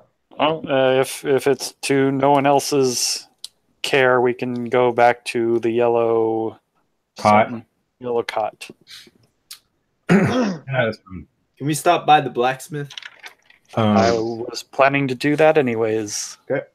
Okay, so I guess at this point we're gonna split up with Julian soon.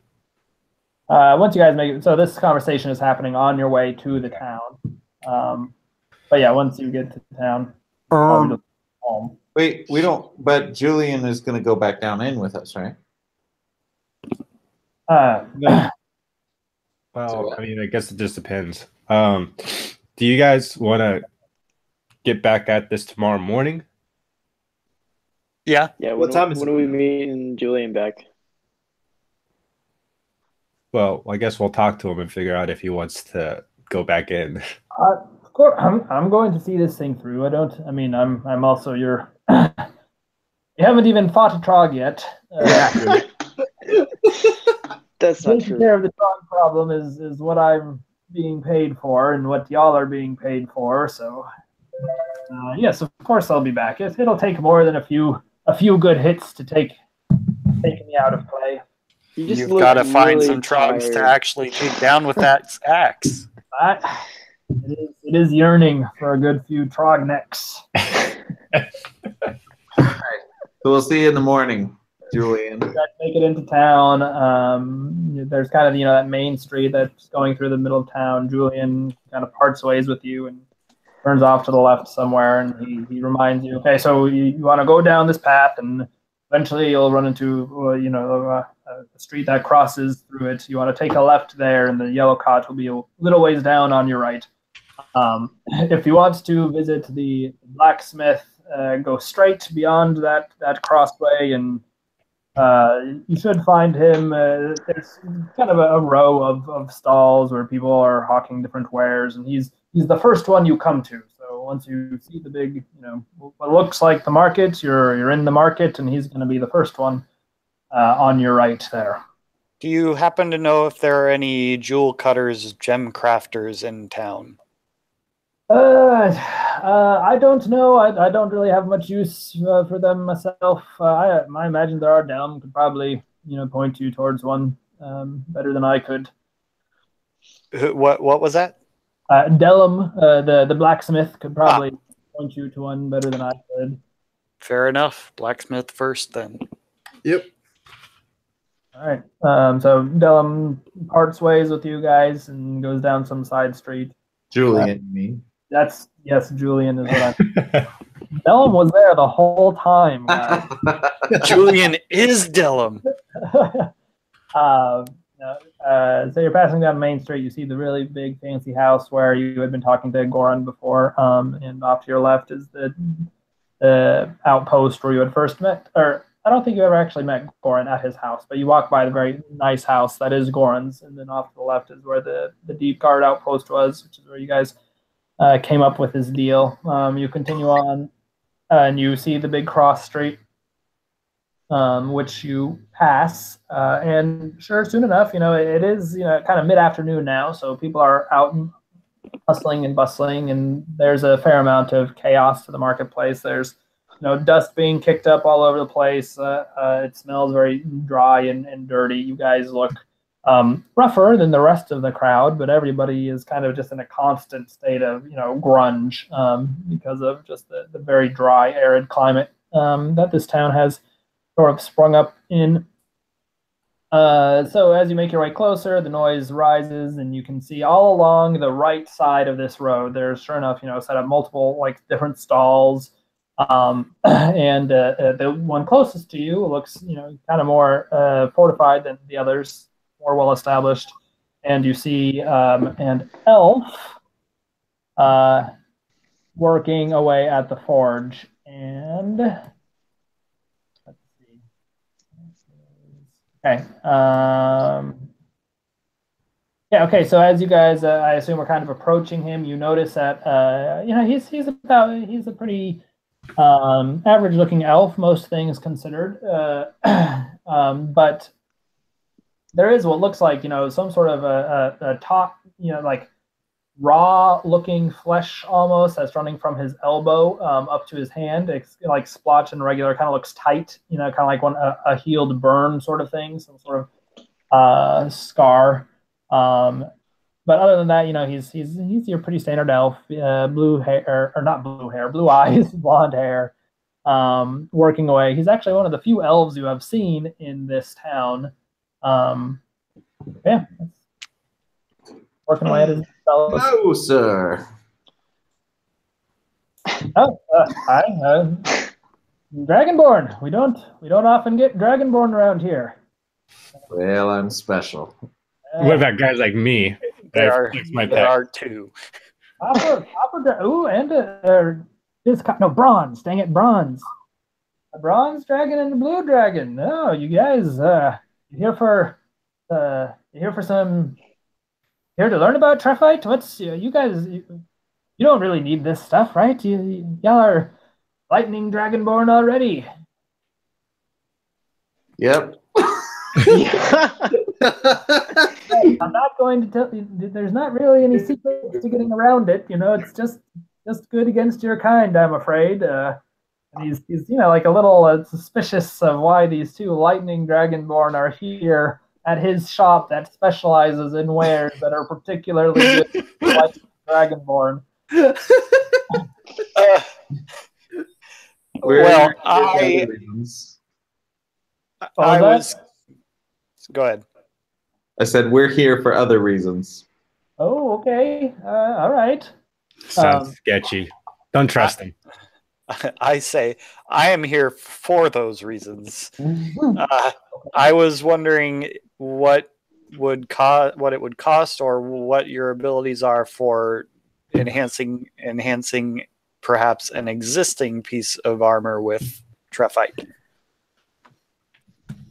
Well, the first question is easier to answer because I tell these things. So I have I work with Trefite, and as you all seem to know, it's particularly good against lightning type magics. And really, I came to work here because Lightning and I we have a history, you see, and he kind of gestures to his scar. Were you guys close? I wince because I just got hit by lightning and it killed me. we were actually we've been close for quite some time, but there was one day where we got a little closer than even I would have liked. You see, there's this fact that not many blacksmiths know, and y'all, none of you are blacksmiths, right? You aren't rivals. I don't imagine. I'm not saying I'm not a blacksmith. I put up my weak ass arm and I pat it. Okay. Well, so here's a secret for you, and you probably won't find many blacksmiths who would be willing to take the risks that I am willing to take. But when it comes to forging daggers, if you want a good dagger, you have to make it in a thunderstorm. I don't know why, but it's true. It's just the way it works. The sharpest daggers, the best daggers you're ever going to find have been made in the middle of a thunderstorm. However, it turns out working with metal in the middle of a thunderstorm is a dangerous proposition. So you see this dagger, and so he kind of points over the wall, or over his shoulder to the wall behind him, and you see all sorts of like various wares that are up there. You know, kind of your standard fare, swords and etc. A lot of pickaxes and shovels. It seems like that is really his bread and butter. But he does have some, more military type wares. But this one dagger is, kind of, it's in the center of the wall. It is the centerpiece of his display. Now that you're looking at it, and it looks like a nice dagger. It's kind of it has a curved, gleaming blade. And some of you think that you see actually like a little bit like of arced lightning kind of dance along its edge as it just sits up there. It says, "This dagger is the one that I was working on when Lightning and I got a little bit too close. I'll never find another one like it. The best dagger I've ever made, and I believe is slightly magical. Now, not being the adventuring sort or the magical sort myself, I might not be able to tell you exactly what it does, but let me tell you, when we have more thunderstorms come by, I bury this dagger. I take it out into a field, I bury it the day before. I don't want it anywhere near my stuff. That thing attracts lightning like no one's business. Maybe it's better to give to your enemies, I don't know. But anyway. Cool story, friend. How about armor? Can you? Yeah, armor. Yes. So we, if you want the stuff with, I will give you the best deals you will find anywhere. No, no marketing, no travel, no middleman. I'm right next to the source. I have 2 chain shirts. I could sell those for 70 gold each. Oh. I have some chainmail that'll run you 100 gold, and I have a shield that would run you 30 gold pieces. So I was also wondering if you had the ability to enhance an existing piece of armor with this, maybe for less than having to buy an entire set of armor.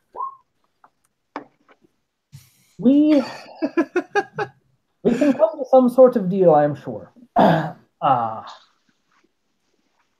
the way that Trephite works, you buy it and it comes in this powder form, correct? And then when the metal is at its hottest and you are folding, your blade, or you are forming your shield, that is when you infuse the powder into the metal, and it really kind of runs through it. And that is really. That's the way it is done. That is where the Trephite gets really imbued into the armor, and the magical properties come into focus. So theoretically, you would not be able to enhance, say, the studded leather armor that I am currently wearing. I could make you some studs. I could probably replace them, or work with the leather worker and replace them. I don't know what the effect would be.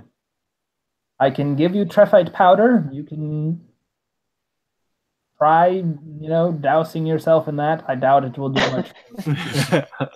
Just tape it on you. Fair enough. Can I make a perception check to see the gleam in Phoenix's eyes? What? Sure.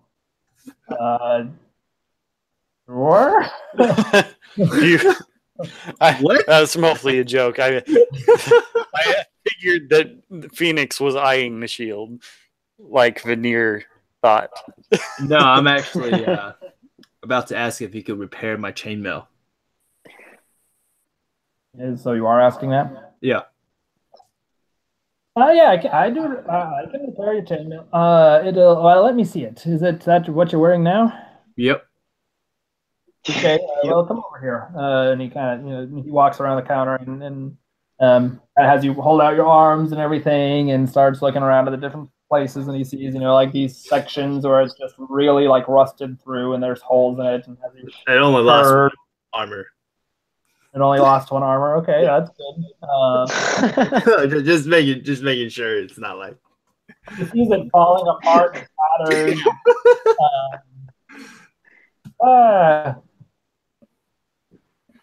Yeah, I mean, I can fix your chainmail. It would probably take me a day or two. Gotta figure out how far the rest has spread. Move that. Tie in some new chain. I could probably do it in a day. So it'll be ready by tomorrow. If you want a rush job, of course. For you, I give special price. Form. I can't just stop midway through, but if you give me a couple more hours to work on that, I should be able to set it aside for a while. And then I do have some link already formed that I'm not using. Let's see. I could probably repair it for say 10 gold, but if I have to do it all today, it's going to cost me a little bit more. I have 12 gold pieces, and I should be able to get it back into good condition. How much for 10 bolts for a light crossbow?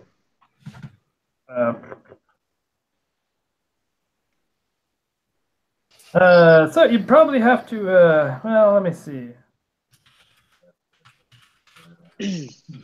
I have no idea. A second. Only 1 AC. There we go. Crossbow bolts 20. 10 bolts. 10 bolts will run you about 5 silver. What? And do you do a bulk discount for 20? I do not. How about a bulk discount for 40? For 40, we can do 1 gold piece and 9 silver pieces. I'll do that. Okay. Does the elf notice that I only have 1 arrow left in my quiver? No, I don't think he did. Thankfully. Yeah. Okay. So he goes to the back and comes out with 2 bound piles of crossbow bolts. Thank you. So can I give him his gold and 9 silver? Yeah, great. Okay. Oh wait, no, the shield was 50 gold, wasn't it? No, the shield was 30 gold. 30 gold. I don't even have the gold to cover the other half of it, so no. No, I was gonna give you. Oh, you're wanting to get. Okay, I got Can I get some arrows too? Yeah, arrows cost you. Well, how many arrows would you like? They're the same cost as the bolts.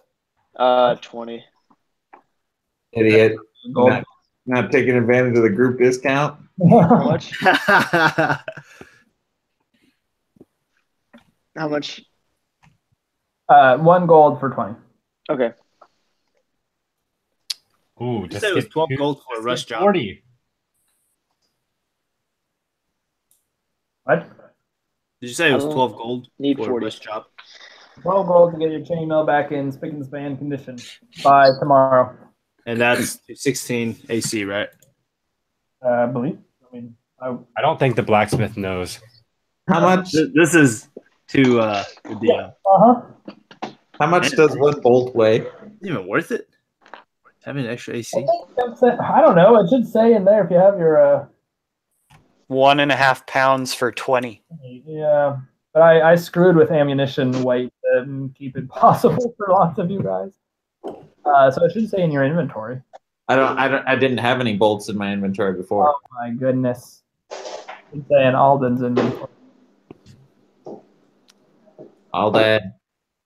I'm looking. Wow. Yeah, they're way too heavy. That should help. You have an arrow at a half a pound. Oh, yeah, 18. Are zeros being calculated by quantity? Yeah, it is. Yes, those are too heavy. Longer than you used to. 1.5 divided by 20. 0.075. 0.075? Yeah. Okay. I don't know how I got that number. But yeah, that's much better. That's so much better. I bet what happened was I was going through and trying to make them all weigh less, and didn't realize yours was doing it per like times quantity. Yeah. So I had one last question for you. Would you be able to point us to the direction of a gem cutter or gem crafter? Yeah, we have a dealer in town. Just a couple stalls over, actually. It's a gnome by the name of. My name sheet is far away. So, Grayson the gnome. You can find him. Just keep going down that way. You'll find him. He's the only one with the spectacles. All right. The 4 eyes, huh? 20 gold for that shield. Were you talking to Dylan? Yeah, 20 gold for the shield. This shield, it's one of a kind. You can't find a fight shield anywhere else. Do you have any normal shields? Yeah, I mean, I have normal shields. If you want a normal shield, Yeah, how much would those cost? Those are 10 gold. Oh, well, yeah, I'll just do that. But Kevin, you're not gonna barter? I mean, you're a bronze, or you're a blue dragon. Just the aesthetic, the honesty to the theme of having a going down to 8 gold for that shield. What was that? Normal shield. All right, fine. He goes and he grabs the normal shield, the Trepite shield, and he brings it over and says, "All right, 10 gold, please." Okay. And then I hand Alden back his shield. Yay! Well, you're looking kind of weak with that shield you got there. Kind of weak? No, not you. The one that he just bought. Oh, the shield that still gives me 2 AC. I don't know what's an AC, bro. I whispered to Carm, yeah, dude doesn't even have enough money to pay for a good shield. I thought paladins were loaded. Me too. I start walking to Grayson's. I ask Alden why he's so interested in a gem cutter. I hold up 10 rubies in my hand. I want these appraised.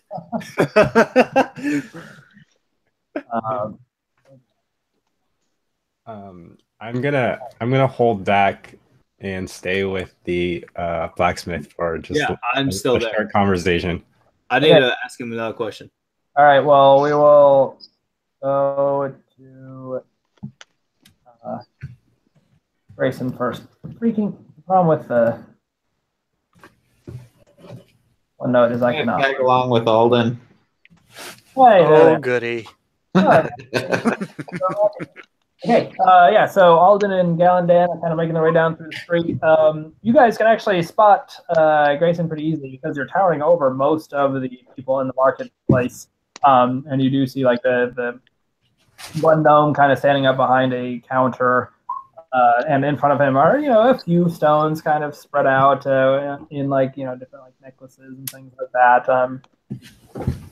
You approach the counter. You see that his collection isn't that great. It looks okay, but this is obviously a very small town. If it wasn't for the fact that this was a mine and like a mining town, there probably wouldn't be a jeweler in a town this size at all. But anyway, he's talking his wares. He's talking now with another gnome that seems moderately interested in one of the rings he has on display.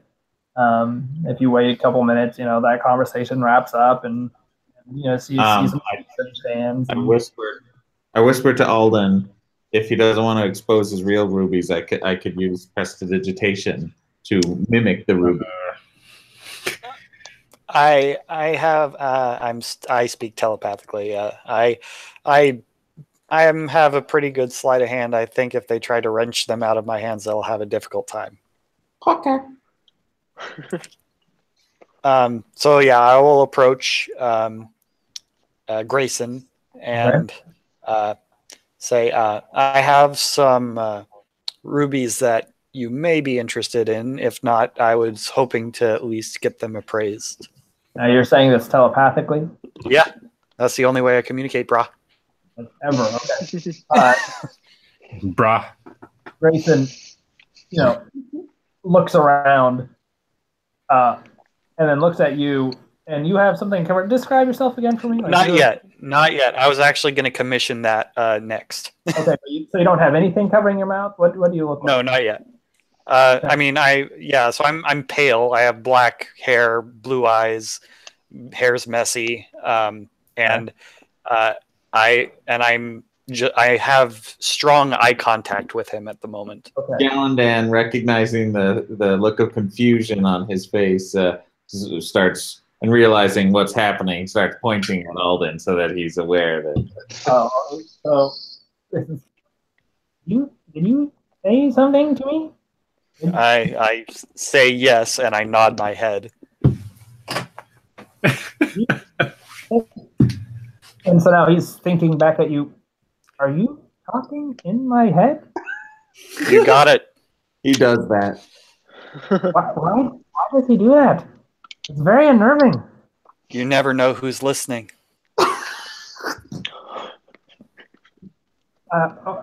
What? And so he's saying all of this audibly because he is clearly very uncomfortable with this whole telepathy thing. How can I help you? I say again, I have some rubies that you may be interested in. If not, I was looking at getting them appraised. Okay, sure. And so like he's fiddling with like the little, he has like a tiny little bow tie, and he's like fiddling with it nervously as he talks. Sure. I'll take a look at them. And he reaches on the counter and pulls out, like one of those little jeweler's lenses. I'll give him one at a time. Okay. All right. So you lay down the first one. And it's a small ruby. I mean, it's a precious gem, but it's. I don't know. This is. I could maybe put a few of these in a ring or a chain. If there's a bundle, I might be able to make you a better deal because no one will really buy a ring with just one of these. Yes, I have 10 of these. And they're all similarly sized. I will show them in my hand. I assume he's like only looking at one at a time, so I just show him that I have another 9 in my hand. Okay, yeah. So he has the one on the counter that he's kind of looking at, appraising, picking up, looking through, and the other. At a glance, at least, they're all moderately similar quality and size. They're not very well formed. There's 10 total, you say? Maybe a pretty nice little chain. 10 rubies. I could buy each off of you. I could buy. You sell me all 10. I'll give you a group rate, and I'll buy them. Or 90 gold pieces for the lot. Shit. Wow. I think Alden has never had that much money before, and he's taken it back. Ooh, okay. Roll something. Roll performance. Okay. Or roll deception. Deception? Okay. Roll deception, yeah. Well, what's your deception modifier? Let's just... 0. 0 is for deception? Yeah, okay. My deception's 0. Okay, all right. I'm proficient in it, though, so plus 3. Oh, plus 3? Okay, all right. Yes, I mean, you did say that you have 15 of these, right? 90 for the 15, I think that's fair. Oh, I said I had 10. Yes, fuck. No, I said 10, and you know that, and I will not. Fuck, no, you're right. No, I said that I have 10. Oh, okay, all right. Well, That's not going to make as nice of a necklace. Well, so I'll still do out the 70 gold pieces for the 10. It's still worked out pretty well.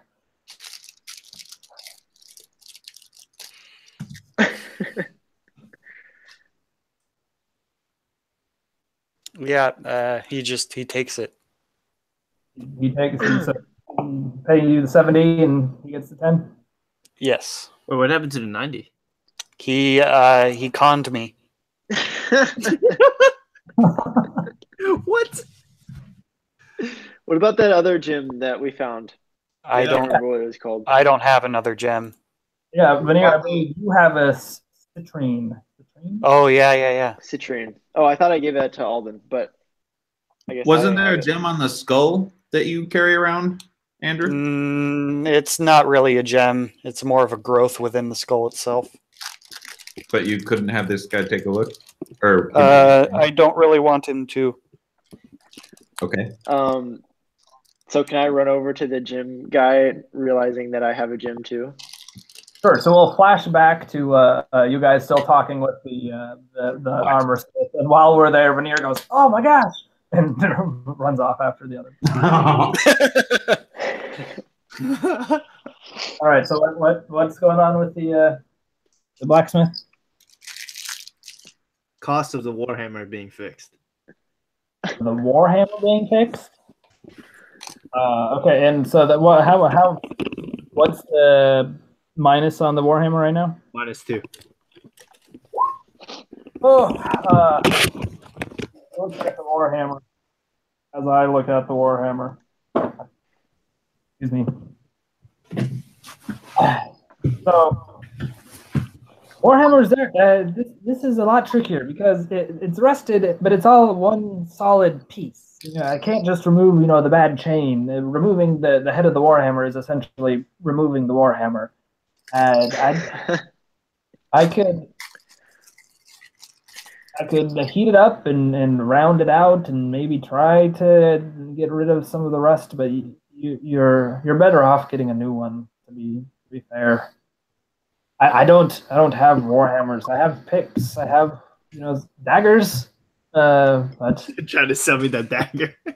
it's a really so it attracts lightning, but you're a blue dagger. You can take it.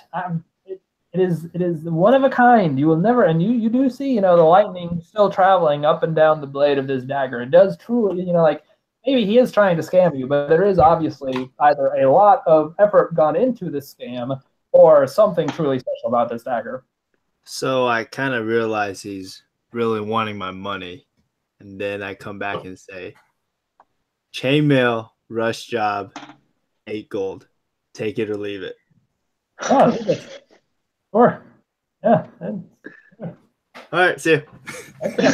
Walk away. All right, and he starts going back to work on his other. I'm still here, right?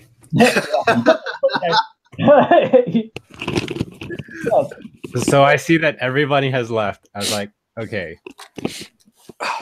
He wants Just that between dagger. you and me, we know all those guys are idiots. Clearly, there's something special about that dagger. Yes. Yeah, for sure. And he goes and he gets it off of the wall and brings it and kind of lays it in front of you. And then y'all get struck by lightning. It looks like I know you guys were close or whatever, but looks like this dagger has caused you a lot of grief, and I would. Yes, but don't all children cause their parents a lot? What's a children? What's in children? So my baby. let's work out something. What would you? How can you part ways with this dagger? What would it take? Ooh. So organized. Let me find him again. Because I clicked away.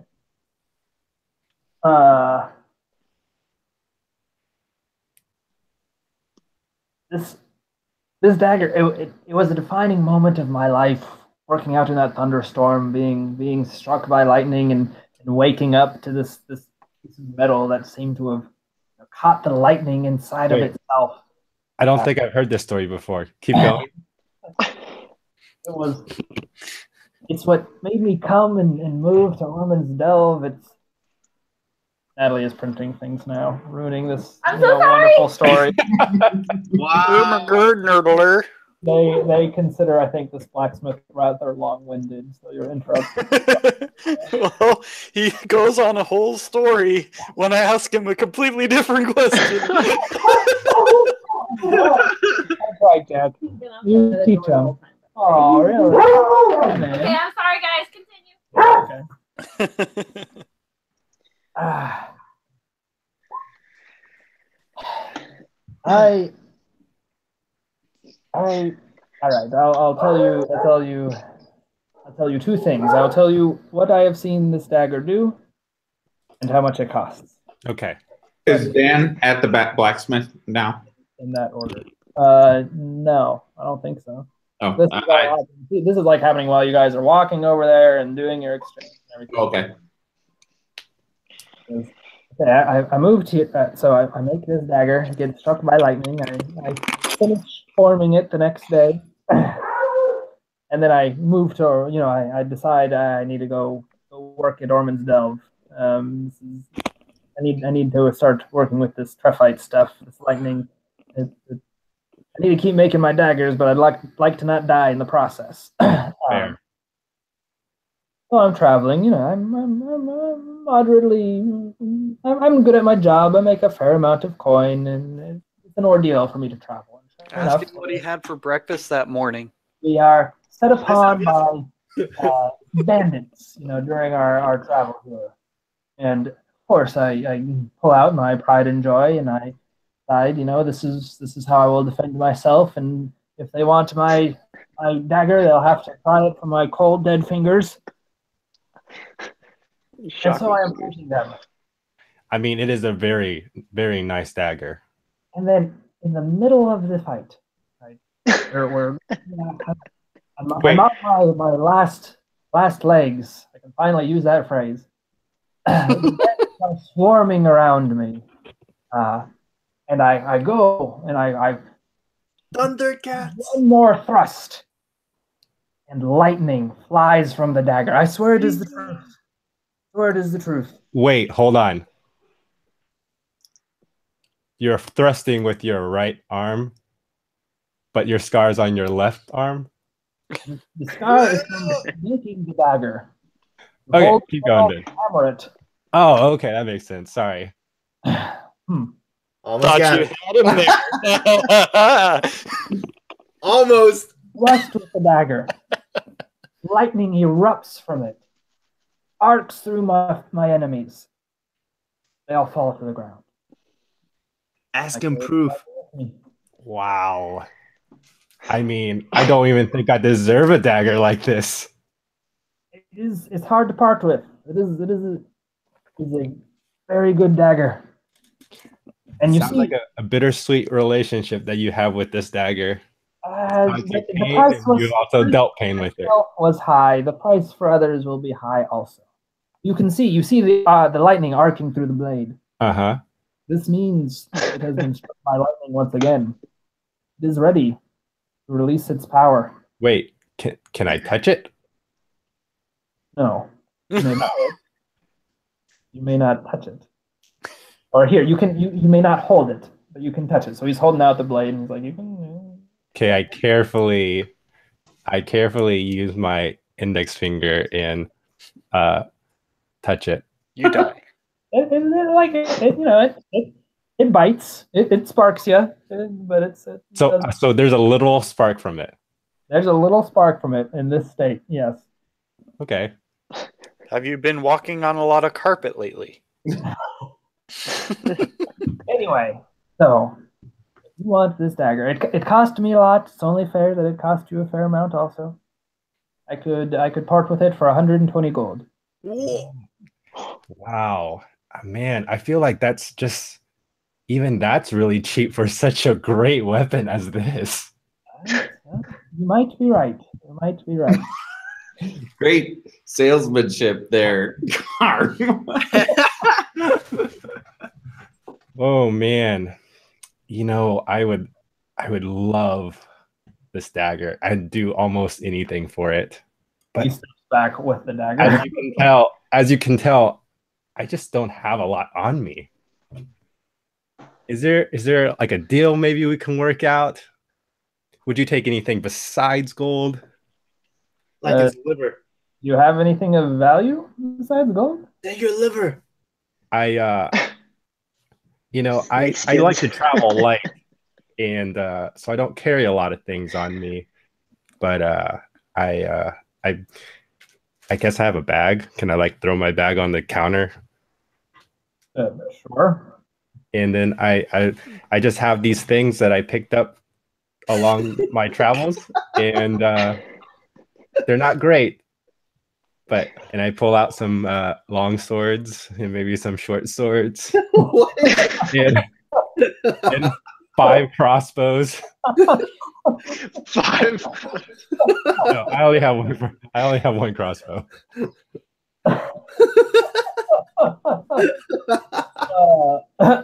What about your snake skins? Do you know the actual numbers of things you are pulling out right now, John? Yeah, I have a crossbow, I have a short sword, and a long sword. Okay. Crossbow. Crossbows are rather expensive. Short bow. Short sword and long sword? Uh-huh. Dude. Crossbow. So he picks up the crossbow more than everything else and kind of inspects it and checks it out. Where did this crossbow come from? Was this just one of the skeletons? Are you as the blacksmith asking me, or are you the DM asking me? The crossbow. Yeah, I think it was one of the skeletons. Okay. So he's looking at it. A golden skeleton, by the way. Oh yeah, golden. Those sound valuable. Okay, so he keeps looking at the crossbow. I could maybe buy. If we do a trade, I would take 20 gold off the price. Just 20? And I pull out 20. I thought that's what he said the dagger cost. 120. Oh.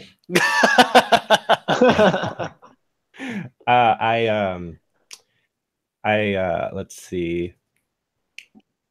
I like kind of fumble my bag a little bit, and like the skull and femur that are golden kind of fall out, and I push it back in. Okay. What was that? Nothing. It's just, a little something that I found along my travels, like I said. Okay, yeah, well, fair enough. It's shiny, but if you say it's not worth anything. But I mean, if you're really interested to hear about my stories as well. Okay, but we'll pause before you get to start your story and go back to all right, so Veneer, you see Alden and whatever, they're kind of doing their exchange, and then you run up, I assume, or whatever you do. You're here now. I'm here. Okay. So I guess I just say he's like short guy, right? Yeah.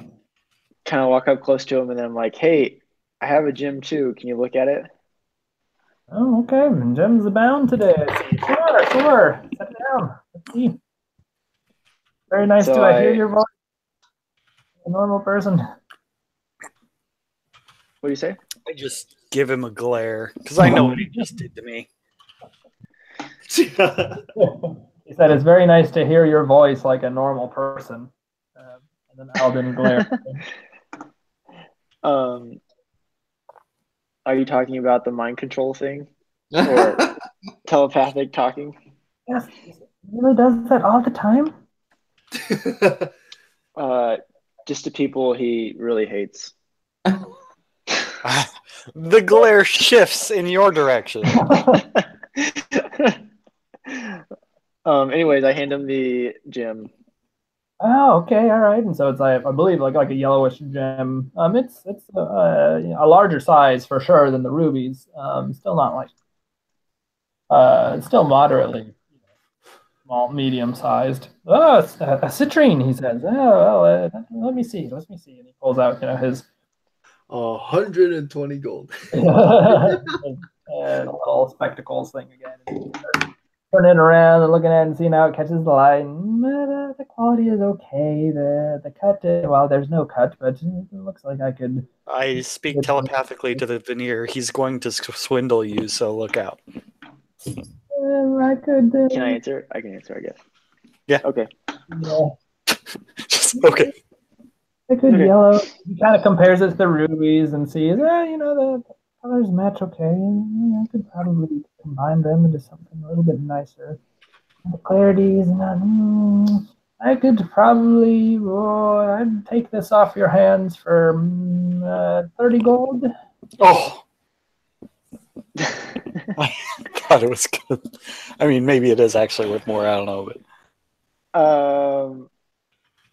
but does Veneer have any previous experience with gems or something like that?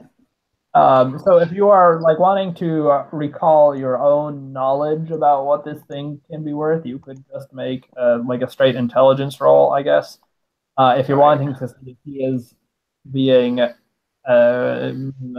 dishonest, you could do a perception check. you don't really need All to do perception that because checks. he is being dishonest. You're You're Yeah, in I've already been Delve. warned that he's being dishonest too. So he's this is his craft, right? Like swindling people is sort of something that he would A constantly. pastime? So he's very good at reining in all the facial tells. Much better than Alden, who practically had a conniption when he heard that first number. It was a lot of gold. So you can't, he doesn't really seem to be giving you too many indications himself that he's lying to you. But Alden warned you. You had your experience at the inn. You know that everything with Goran also kind of left a sour taste in your mouth. So you are far away from trusting this guy, but you also don't really have anything particular from this conversation to latch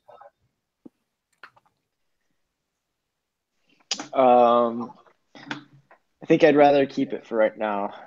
But thanks for the offer. Oh, okay. If you're going to twist my arm, just 1 second, Can I see it again, please? 150 gold. Sure. As he holds it up. Can As you hold it up, I'm shining the orb through it to make it look even better.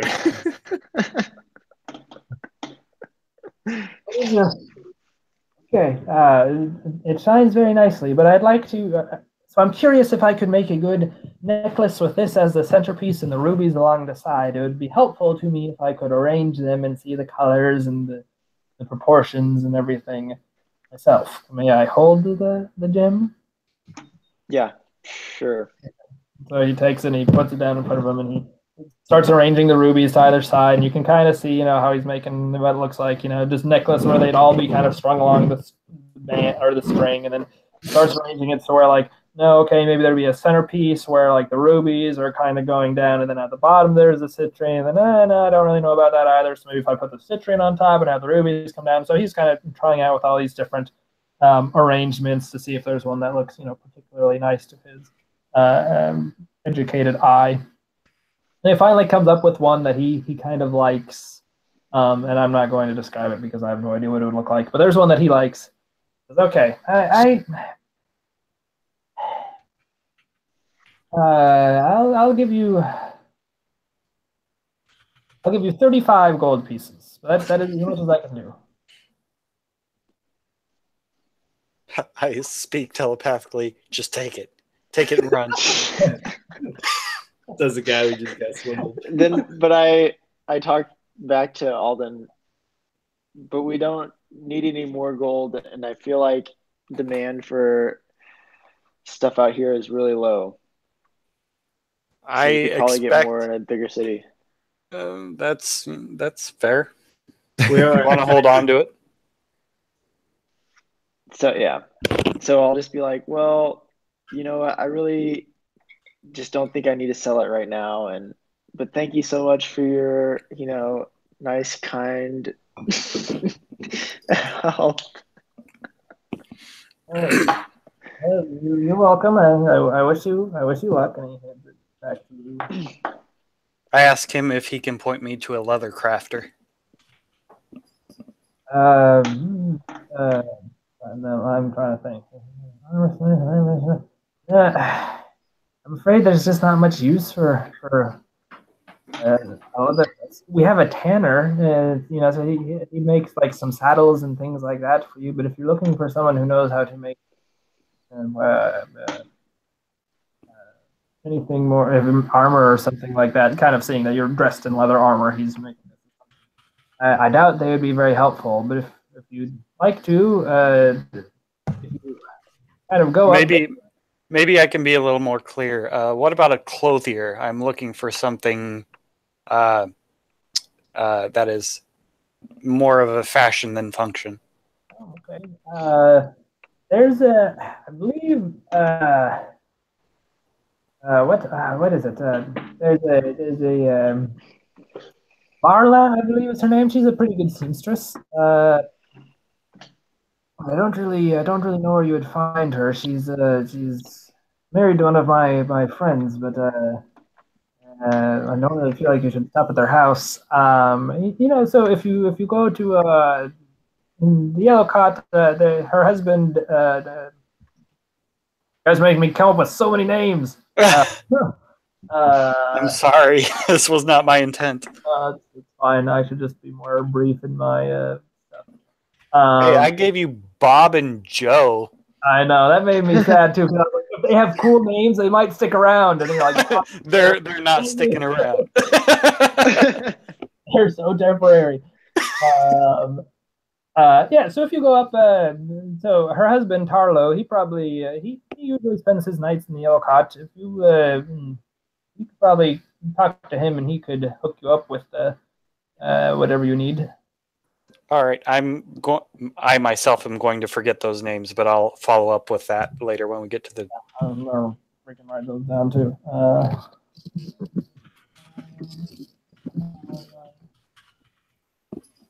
right, and now we'll go back to John. What's up? Yes, so you were trying to tell him your story about how you came across these golden bones, I believe. Have I arrived yet to the blacksmith? Yeah, sure. I didn't realize we were on your way back. Yeah. Can I lock the door? It's open air. There's no door. Okay. I'm sure that So would set a he would good. freak out if you just said you'd do all for that dagger, and then you lock the door. Let me tell you a story. Click.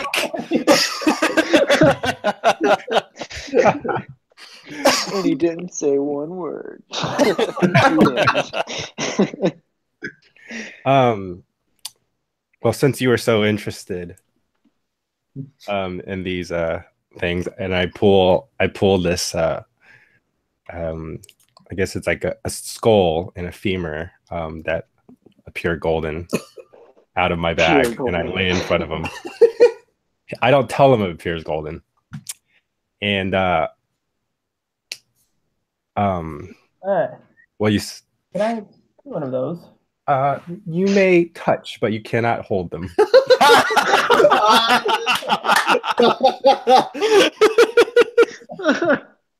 Boom. Fair enough. He is leaning in close and kind of looking at the edges and stuff while you talk.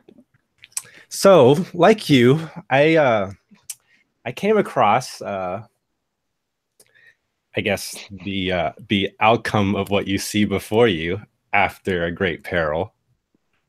And these were animated.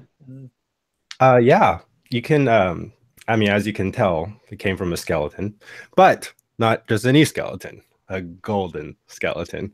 Mm.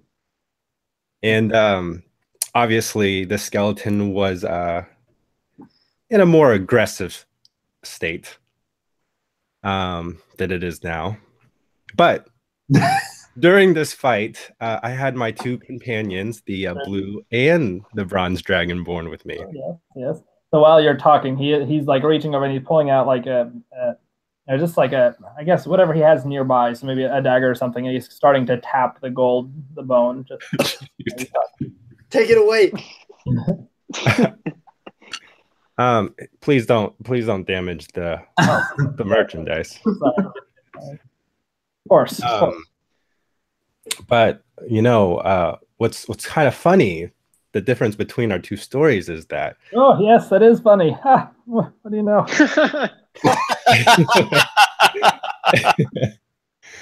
Your dagger seems to like electricity. These bones don't, because no matter what my blue and bronze dragonborn companions did with their lightning breath, it didn't do anything to it. I didn't even use my lightning breath. So he's looking to make a perception roll against that claim. Was that false? I don't even remember. I didn't either. Yeah, I'm pretty sure that's even if it's not false, you don't know if that's true or not. So you're gonna Am I lying if I don't know? Yes. Yes, that would definitely still be deception. Do it. Oh, I still have to roll, right? Yeah, you have to roll. Let him go first. Wait, so I've walked up at this point, right? No. Yeah. So I'm like, oh, those are the golden bones that the lightning that I tried to use didn't work. Right. You wouldn't. Yeah, you wouldn't know. Oh yeah, I wouldn't know that he's doing this. But can you hear my conversation? Yeah, maybe because I've been walking back. Okay, you can do a perception roll because it's a busy marketplace, Cade, to see if you can even hear the conversation. And John, I'm still waiting on that deception roll from you. I think he's trying to give him advantage. Yeah, he is, but if he doesn't have with the 5, he wasn't able to hear Okay, the. I will roll my deception. Shoot.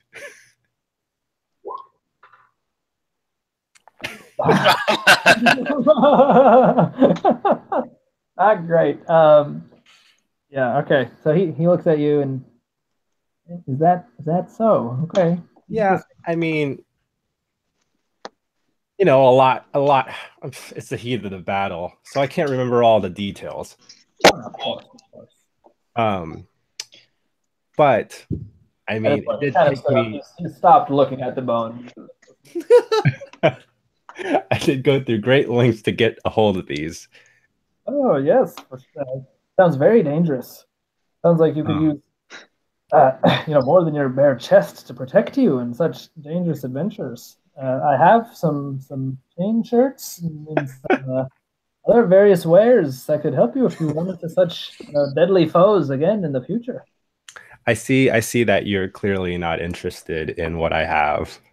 Well, it is an interesting artifact. I don't think it would be particularly useful to me, however. Well, that's okay. How about this? You seem to work with a lot of this rock stuff, right? Yeah. And a lot of it comes from the mines, correct? Pretty much all of it, yes.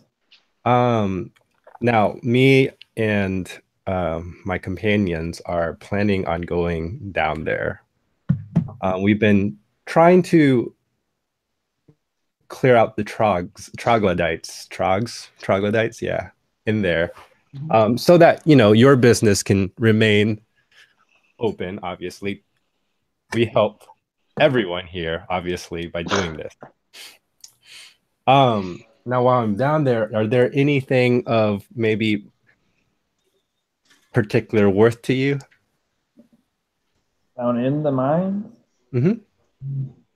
I get a pretty good deal on the trephite, and I get it refined. I don't think that you would be able to supply that in the form or the quantity that would be useful to me.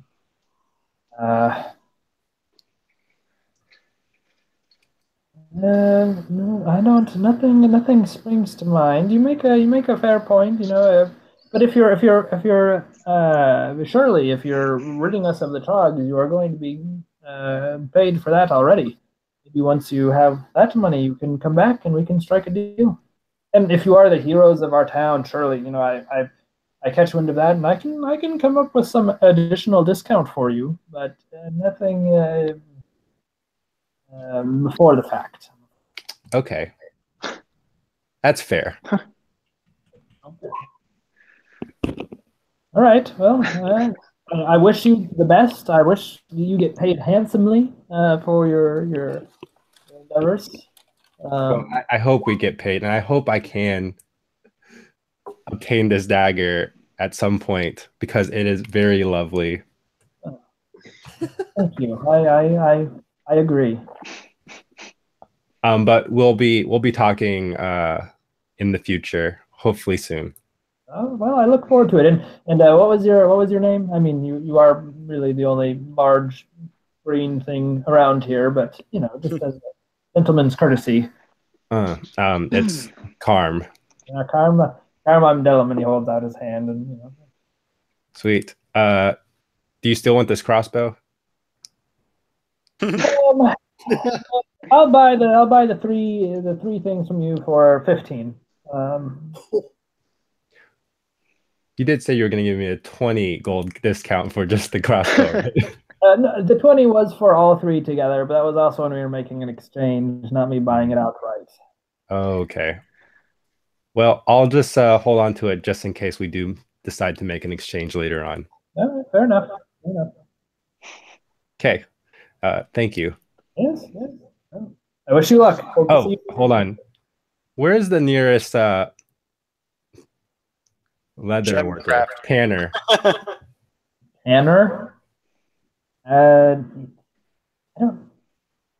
Didn't you say there was a tanner in town? It's kind of bad form to ask an armor smith. You said you worked with him. I mean, did he? Darn. Oh, that's right. He did with the studded leather stuff. Okay.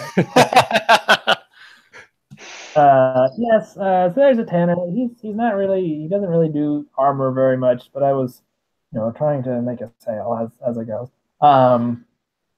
Did I actually give a name at the other with? I'm really terrible at names, so I can't remember. I don't think I think you weren't interested when I said he didn't really do armor. Yeah, there's a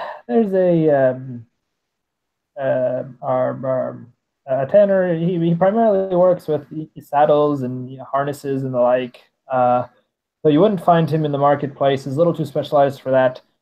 His name is. We're just gonna go with Marlowe. Instead of a Tarlo, this will be a Marlowe. Okay. Thanks.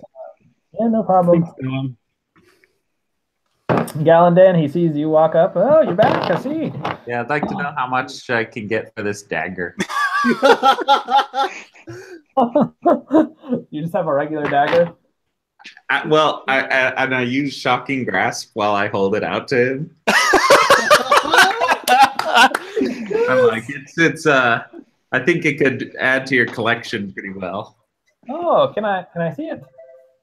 And you see, like he pulls on some, like thick, like blacksmith insulated gloves. Damn it! It would have been so hilarious if he just touched it. Sure, and now I can use prestidigitation to continue the electric effects. Oh man, look at you go! But like any tactic feel, or is it just like visual? No, it would just be visual, but he's wearing the black stuff. Oh yeah! So he's standing here, and he hears you go like, boola boola blah blah.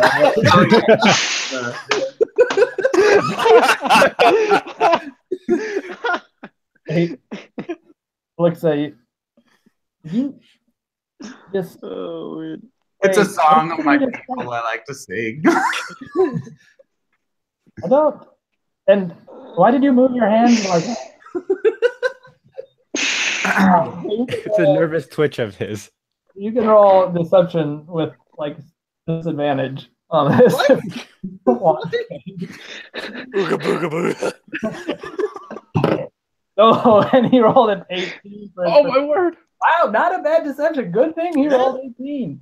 Good So for he obviously you, doesn't- Philip. What? Good for you, Philip. Yeah, that's fair. Good for Dellum.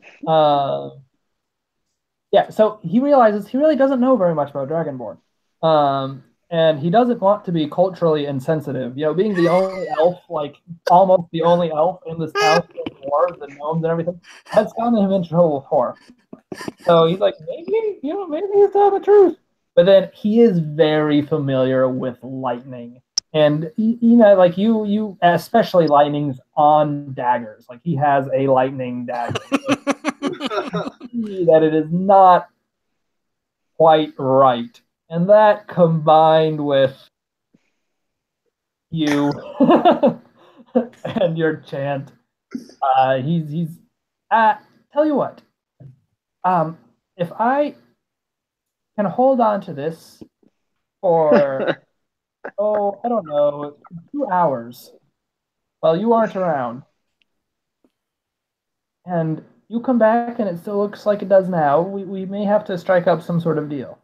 And while he's doing this, he's like taking out one of his, you know, slowly removing one of his bones. But you know, it's just these things. It's really important to see how long they can hold a charge, you know, or otherwise it's really just not very useful. And then he taps it. You shot. Hold on, before he does that, trying to take it back from him. So you try to take it back before he touches it. Yeah. Okay. So I thought you were still holding it. I'm not sure I'm comfortable leaving it with another. I wouldn't want to leave my dagger with somebody, so I understand. Ask him. I understand. Shoot, I was actually hoping to sell it. What about these torches? Where is there anybody who I could sell these torches to? Well, maybe try selling them like legitimately. Yeah, I have no need for these torches. I don't need torches either. I'm afraid. Is there someone else in town? The Deep Guard would buy them. I mean, they're already buying torches from other people. You could ask somebody else, but not me. I'm sorry. Okay. Well, good day. good day. Yes, good day to you as well. All right, so we'll say that, you know, all in all, you guys spent about an hour walking around the market and having your various conversations. We'll call that market negotiations. So it's now around 2 o'clock in the afternoon. You have about 2 hours before a long rest is truly available to you again. Not that your characters really know that, but whatever. We're probably super hungry, right? You're probably super hungry or pretty exhausted. Yeah. Let's grab our rooms at the inn. Yeah. At the inn. All right, so you guys are returning to the Yellow Cot now? Should we go hunting? Can we go hunting? You can go hunting. So, like, on your way, so between, you know, your travels between the city and the mines, it's pretty barren. Everything is dusty. Everything is arid. You guys passed a couple farms on your way in. You can go attempt to, like, catch a rabbit or two, but this is not. It's going to be hard, and it's obvious that it's going to be hard. Okay. Also, I had a question. Okay, so my guy is like proficient in herbology, or I can't. I'd have to look it up. Skills. So, how or when is that ever going to be useful for me? That is a great question, which, like, it's not very well explained in D&D, like, very much at all. I would probably give you some advantage on, like, identifying poisons and potions that are, like, obviously plant-based. If you wanted to, like, make some really low-level, like, poultices and stuff, we might be able to work something up. I know in Andrew's campaign that he, like, Keeler printed out some supplementary materials to make herbalism actually, like, anything. I actually had that and gave it to Keeler. Oh, you had that? Yeah, okay. Because as it stands, like, all of these, like, tools that you're proficient with are usually very niche and not particularly helpful. Okay, so there wouldn't be like a herbalist I could go to maybe is what I'm wondering. And I could buy herbs where I would know how to make healing things. Yeah, so we So can that- talk about that. There are rules for creating like magic items, and probably herbalism or proficiency with those tools would be like one of the check marks you'd have to tick off for creating healing potions. But it's still like not super impressive, to be honest. Like you still have to consume an amount of materials that is like the same cost as the item would normally cost you. Like maybe be able to make one over a couple of days in the wilderness. We can talk about that more, and maybe I'll look into whatever Andrew had that makes herbalism a little more interesting. 'Cause Okay. I'm with you; it's not super great at the moment. Okay. So not really hunting. I'm not looking for an herbalist. So I don't care what we do. Okay, so you guys are heading back to the Elcott. Yep. Wait, the Tanner's Sure. is nowhere near the town, right? You said that? The Tanner is not at the marketplace. He's in the town, but he's not like near you guys right now. Oh, Also, no one really asks for directions for where he is. So you know he's not at the market. okay. You guys are making your way back to the Elcott? Mhm. Yep. All right. You remember how to get there without too much difficulty. You walk in. Gilliam, his eyes kind of light up as he sees you guys come in. He goes, I was so worried, my friends. I know you had talked about coming and resting and staying here a couple more nights, and when you didn't show up, I was so concerned. Will you all be needing your rooms again this evening, I imagine? Yeah. That's a yeah. Yeah, okay, great, wonderful. Well, I should have looked at this beforehand. How much did he charge you guys last time? Like a silver piece. Yeah, liar. Looks like 2 gold pieces to stay the night. It might have been. I'll look up For everybody? I imagine it was 2 gold pieces, but I can look up on the old videos and see if it was only 1. And essentially, he's offering you guys the same rate that he offered you before.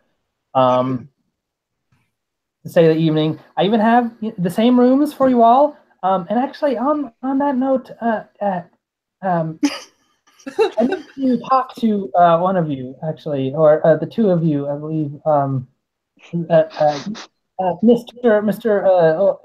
And he's like looking up at you. He's like, Mr. Half Orc and Mr. Half Elf, if you are. Wait, what? Wonderful. And he kind of like walks back to his to a room behind the bar that is sort of like his office. But walking in that direction, trying to get you guys to follow him. Okay, so you follow him.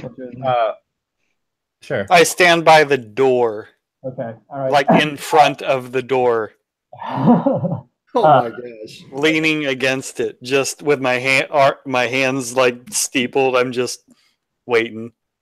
So he gestures to 2, tall person-sized seats in front of his desk, and you see his desk. It's like right, like it looks like a normal human-sized desk, but then you like see him have to like step up onto like some platforms to sit on the chair to be at like eye level to you guys. And so he's sitting at his desk. So we at the Elcott, we like to leave what the activities that our patrons partake in their rooms up to their own discretion. Wait, what do you guys? What happened? I don't think I was here for this episode.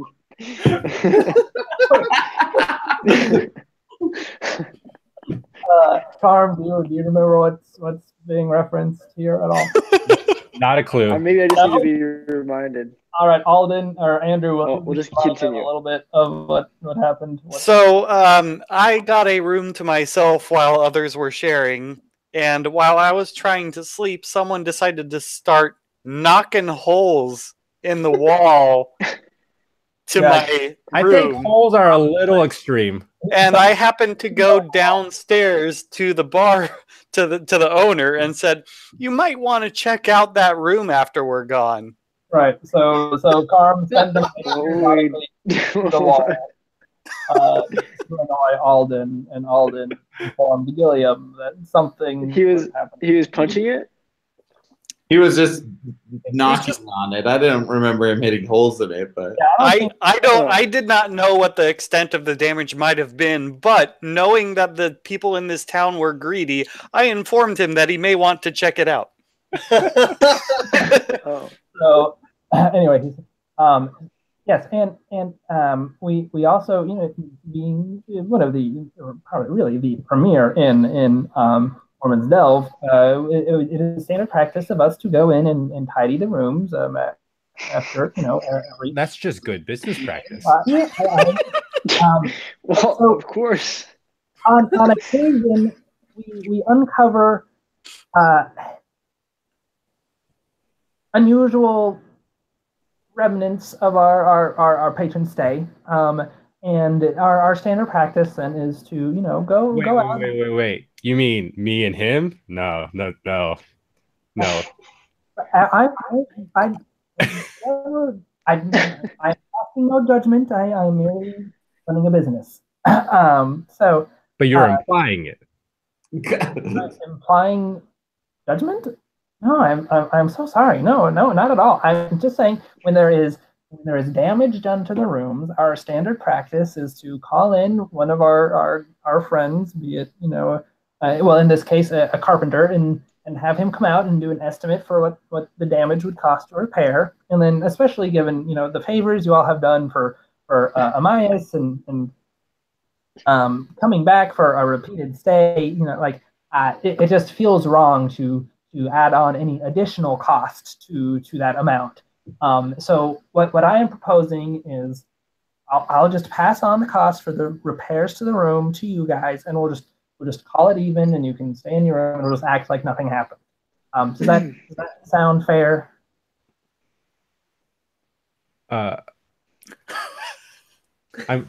sorry, I'm not like the smartest. Could you break that? I mean, could you break that down for me? So we don't pay any extra for it, right? Right. So you would just pay the amount that the repair itself costs.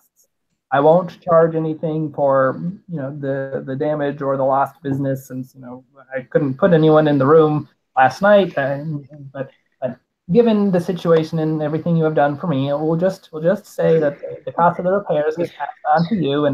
And could you just show us the repairs that were done? Well, so Real the quick, repairs. It won't take that long. Sure, the repairs haven't actually been performed yet. Perfect.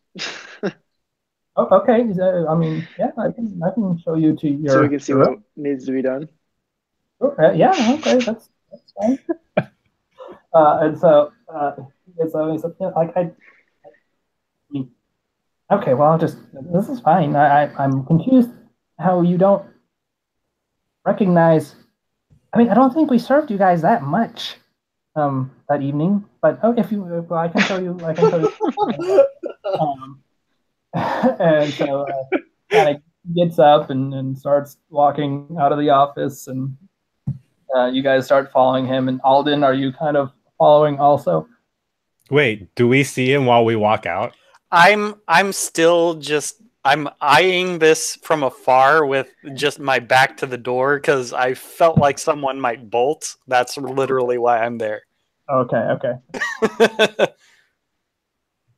So he leads you guys up to your room, you know, the room that you stayed before, and so you're kind of standing in front of the door, and he opens up the room, and you look in and you see, you know, oh yeah, sure enough, you know, the beds are made, and like he was kind of saying, and the pillows are in the right places, and but then you look at the wall, and there's a hole in the wall, like it just looks like, you know, somebody had kicked a hole in the wall. Hold on. I don't remember kicking a hole in the wall. Go ahead and both of you guys roll perception. All right. Oh, this is so much more than I could have wished for. This is amazing. Wait, you want me to roll a perception? Wait, so everybody yell at him. We're not rooming with those guys. Okay, so both Carm and Veneer very quickly realize that the hole is in the wrong wall. It's not in the wall that's Alden's room.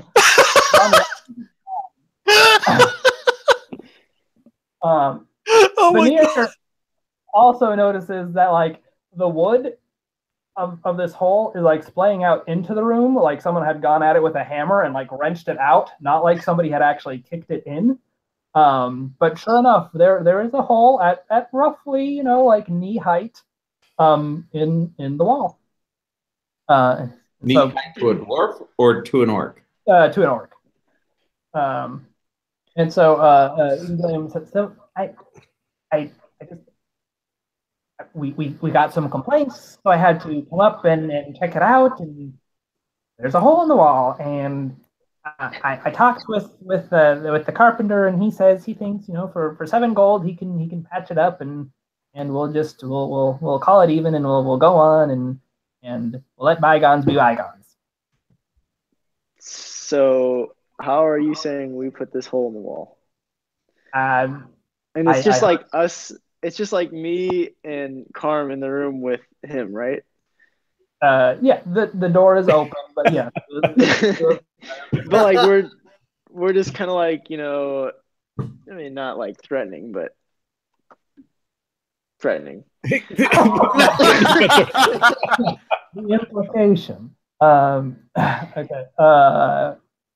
Well, so I however you put the hole in the wall, we, you know, that's not important now. We had some complaints. We were told that we should go check out your room and see, you know, if everything was intact, and not everything was intact.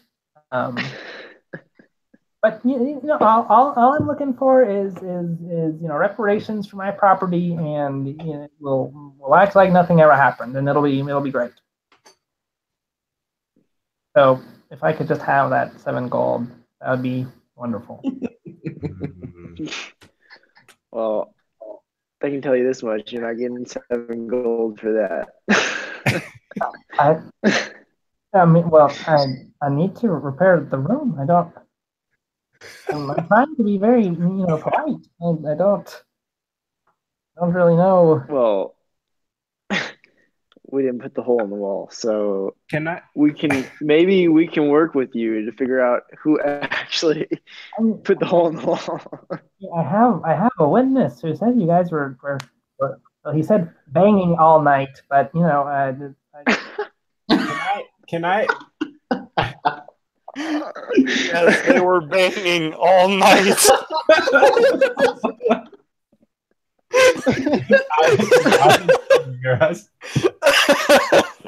So, did I do Gallandan overhears this, and his eyes are very wide. Like, just so you know, I do have the ceremonial. The wedding is still happening. You will gain an extra bonus to HP for 7 days. Can I?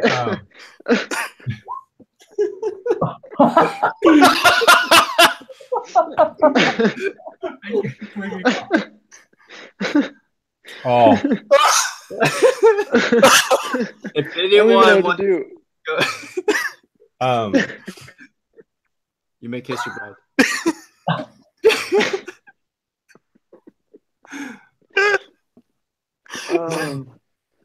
Ooh, okay.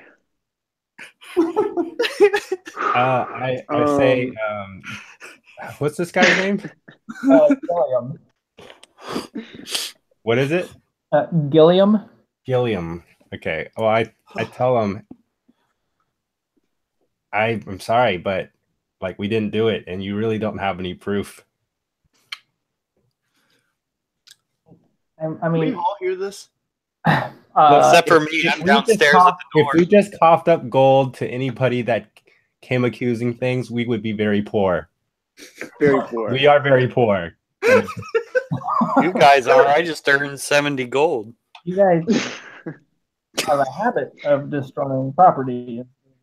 A habit? Well, people keep coming up to you asking for reparations. Do you have a habit of accusing people of their sexuality? I don't know what the rules are in this country. No, what?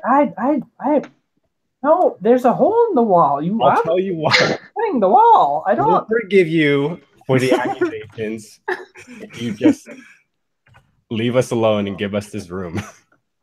Have you? The person you said told you that we were banging all night. Have you seen him around lately? I mean, so there wasn't really only one complainer. I mean, I could kind of hear you guys from kind of widespread. Galadin's eyes are very wide at this point. I'm getting my robe, preparing this wedding.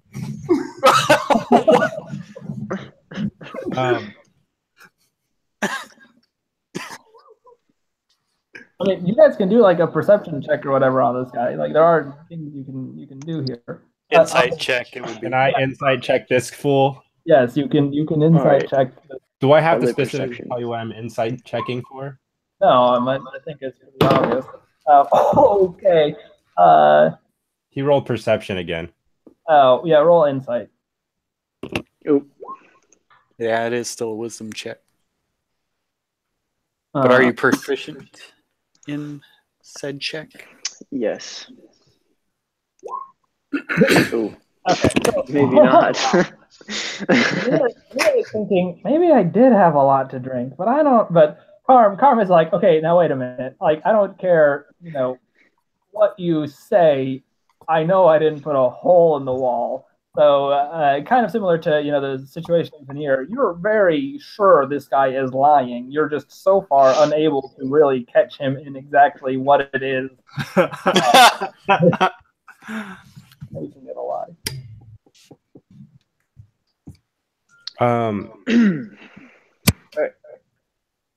So they could point out to him. They noticed that the hole is not looking like a hole that got kicked in, right? Yes.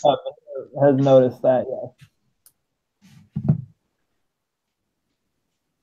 It just really seems like we're being framed here. I think that's what you're not seeing. Well,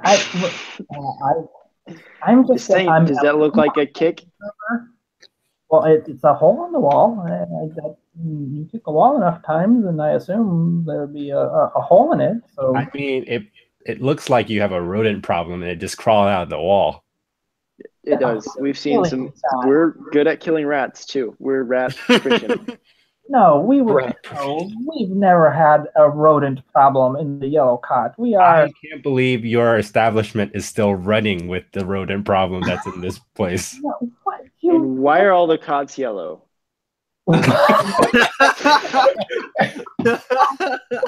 There's never. No, surely.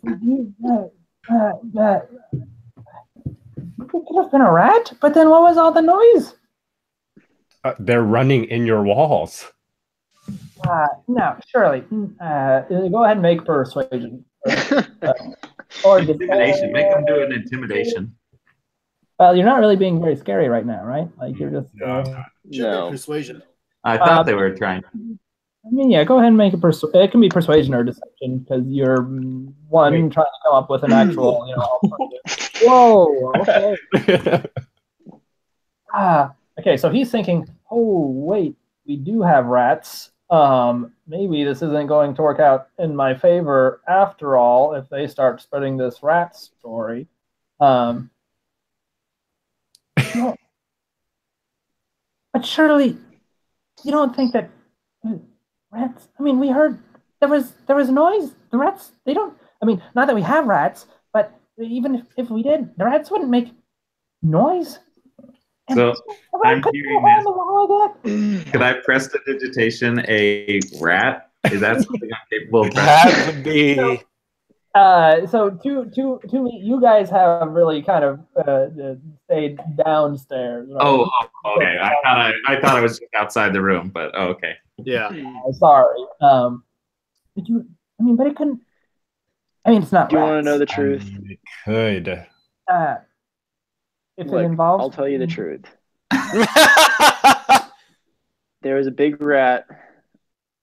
There's a big rat in our room, and we obviously have a lot of weapons, and so we're trying to dispose of it, and we don't remember it, but may have nicked the wall a little bit. And I thought you were in gonna. exchange for not telling anybody about the rats, we'll take a 6 gold discount. We'll still give you 1 gold, but we won't tell anybody about the rats. Dang. It's a pretty sweet deal.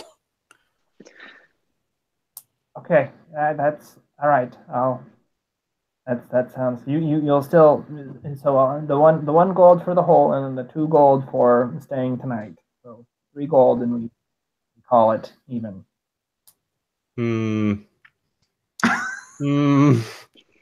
That's what you just offered.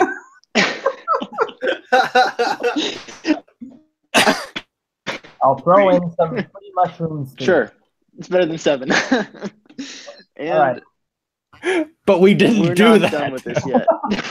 You totally just persuaded him. Well, I didn't think it was actually going to work. So That's fair enough.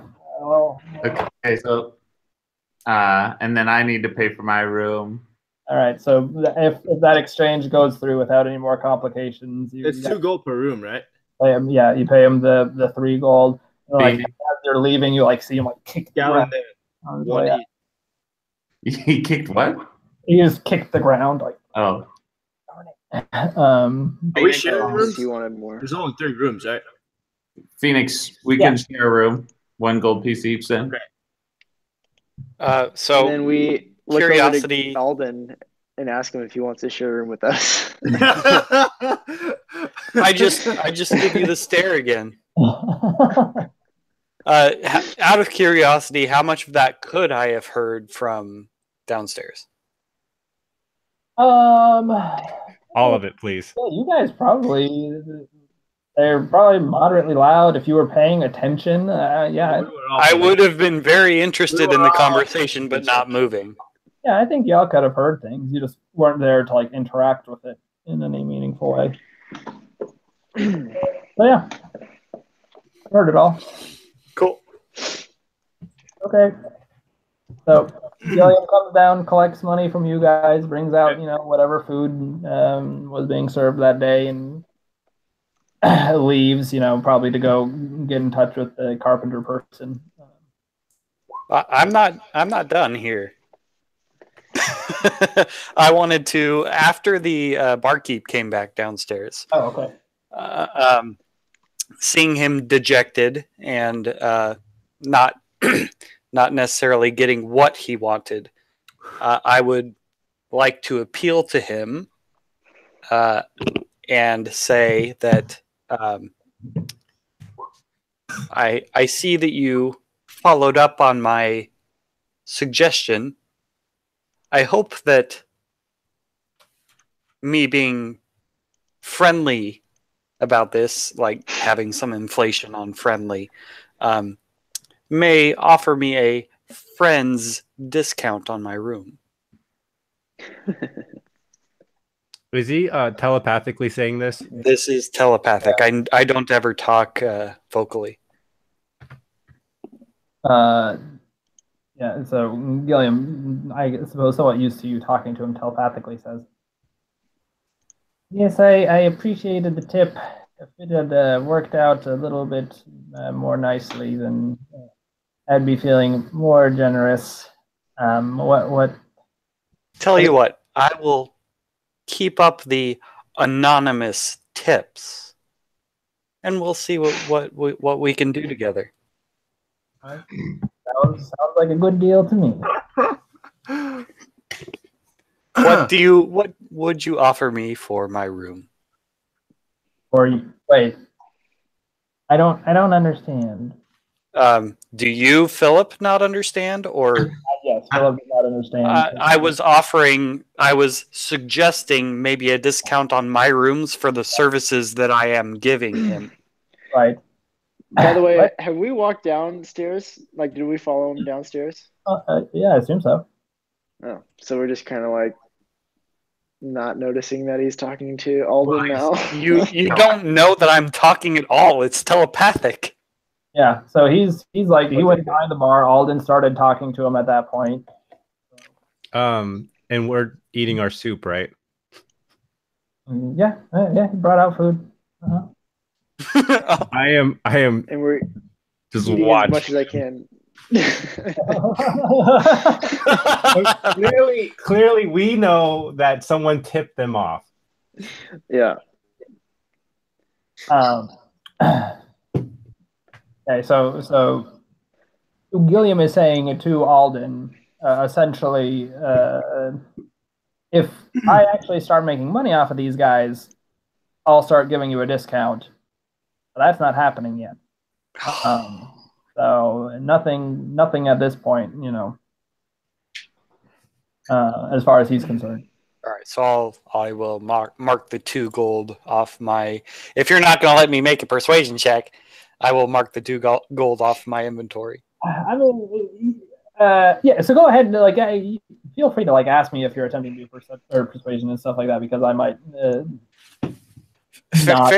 Fair enough. I guess I was trying to say that my inflections were like I was trying to influence his decision. But yes, I was trying to persuade him to give me a discount for the services I was attempting to give him.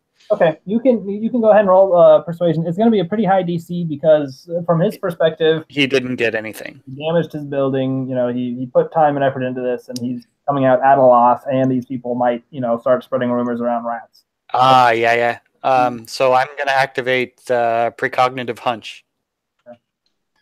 Oh gosh, this guy. Marking down 2. Exactly how many rooms are in this building? I'll say there's 5 on the top floor and 5 on the bottom floor. 4, and then doing a persuasion. Come on, damn it! Yeah. Oh, he's not playing. Gotcha. So I'll mark off the 2. Okay. I tried so hard. Well, I tried to game the system that's been gaming me, and I failed. Galadin is going to try to find the guy whose life we saved. Amias? Okay. Yeah, Amias. Yeah, so you see him busying about, he's serving some other tables, hasn't made his way over to you guys yet, but he sees you and you gesture to him, I guess. Yeah, and I'm like, Amias, friend, remember when I saved your life? I'm really hungry. Do you have any extra soup? Yeah, I'll go grab some. And he brings out some mushroom soup for you. And awesome. Yeah, for sure. Yeah. Is that for everybody, or is it just for him? I mean, he brings out a fair portion for different bowls. So if you had asked for some also, he would have brought it for you as well. Oh. Can I find the clothes? So I will skip the RP. Can I have found the clothier, given some money, and started my project? Sure. We'll say that you're able to talk to. So you find Tarlo in there. Explain to him what he's looking for. He says, "Oh yeah, I think Marla can pull it off, but because of we're gonna have to get some different stuff dyed and things like that. It'll probably take us a day or two." And he says, "There's no rush on this." Okay. And he says, "So I'd have to ask her for the price, but I'll talk to her. And do you want us to just get started on the project? I can't imagine it would. It should be south of. I'm thinking a couple gold, but I'd have to talk to my wife to be." Let me give you the couple gold. We will confer on completion on anything that any refunds that should occur. Okay. What just happened? Come to an agreement. All right. So that's that, and we can continue. Okay. Is there anything else you guys want to do tonight? Because otherwise, I'm thinking we should transition into a long rest and call it for the evening. Okay, sounds good. Sounds good. Yeah, sounds Long good. rest it is. I'll have to draw you a thing sometime to try and figure out what this thing looks like. Yeah, absolutely. How much do we get? How much hit die do we get back? All of them. Of them, Oh, no, half, right. You get half of them Why back. did I say all of them? I was thinking HP. So we round down, right? Well, so that doesn't really make sense because then if you only have one hit die for like a certain level, or class, you'd never get that. So I'll say round down unless it's like 0 or 1, in which case round up. I mean, it's one. Well, no. So what you get back half of what you of the total, not half of what you spent. Half I of get your one and a whack. half. Right. I guess. Rounded up.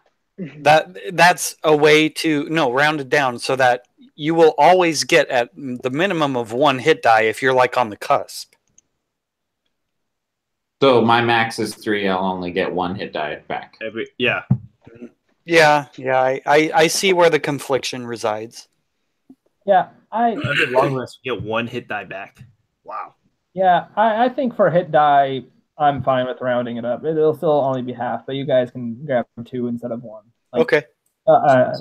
I'd rather not just slow down the entirety of the story to that degree. Fair enough. I will get just. Maybe we'll do something like, and this is, don't hold me to this, but like, hey, you guys are staying at an inn. It's more comfortable than camping. So you round up. If you're That is definitely. something, That's definitely a thing I've heard of. Like, you are more comfortable in an inn, so you're more well rested. Yeah. But maybe camping, you get only half back or something. It's up to you, but it's a fun concept. Yeah, I think for now we'll say roll round up since you're in a nicer place. Rats and yellow sheets and all. Sweet. Before we all go to bed, like, Alden is not trying to like keep this 70 gold to himself. This is party loot. So I will be happy to disperse this across the party. Measure, right? So I assumed he'd just be keeping the gold. Well, if Yeah, it's gonna be half of it goes into the group fund, and then the other half we split it evenly, right? Oh, that's right. If I remember correctly, that's what we all agreed on. There's a group fund? Yeah. So group fund is. we have I a don't know how trust much. fund. So you want it to be I do half of it and split it amongst all of us. Yeah. 5. And the other half goes into the group fund. That Sure. So, okay. So yeah. So you keep 35 gold for the group fund, and then we. There's more than that. There's existing group fund, so I have to do some math. But give me a minute, and I will find out what that is. Well, whatever gold you have right now, you just go down 28, right? And we all go up 7. No? Well, 28 he's is saying not that it is half different. of 70. No, 35 is. Or- 7 for yourself. Just 35 minus 7. Oh, okay. Go ahead. I'm not following you, so Okay. let me do some math and figure this out. Well, Carm needs to pay for college, so Carm definitely needs to Pay pay for for that dagger. cool. Okay, so everyone gets 7 gold because that's half of. Half so of 70 there's- divided by yes. 5. Mhm. So that's 35 gold in the party fund. How much is in the party fund? Currently 35 gold in what I have yet. No, that's correct. Yeah, 35 gold, 36 silver, and 15 copper. Do you know how much experience points we're gonna get, or are you gonna tell us next time? I'll tell you at some point. I don't. Well, so it was really just that one thing. Man. I can. Yeah. Well, Well, that big plus, The reason I'm plus all asking- the snakes, which I'm sure are just 10. Well, I mean that one encounter. Yeah. So Gallidan at least is for sure going to level up. We'll say.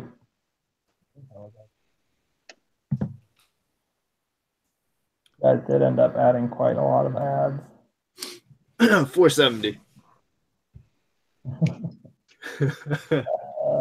Yeah, I'm not gonna be even close. Because we all already added 200, right? Yeah, that's from last time.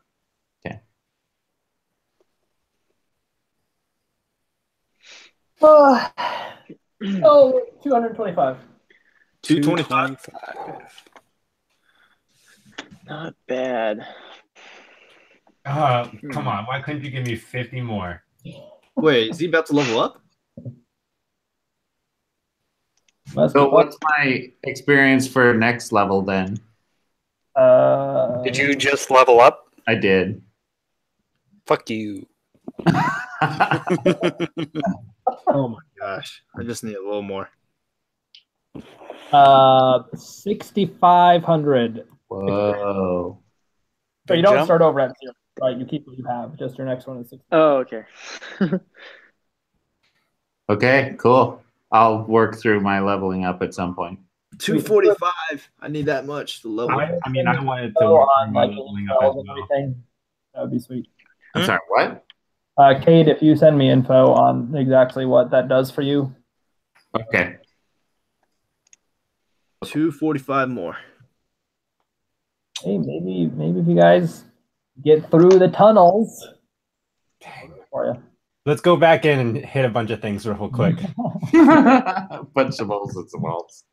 He just gets an You said ability two- score improvement, another sorcery point, a Oh. couple of spells. That's got to be nice. It depends. Okay, cool.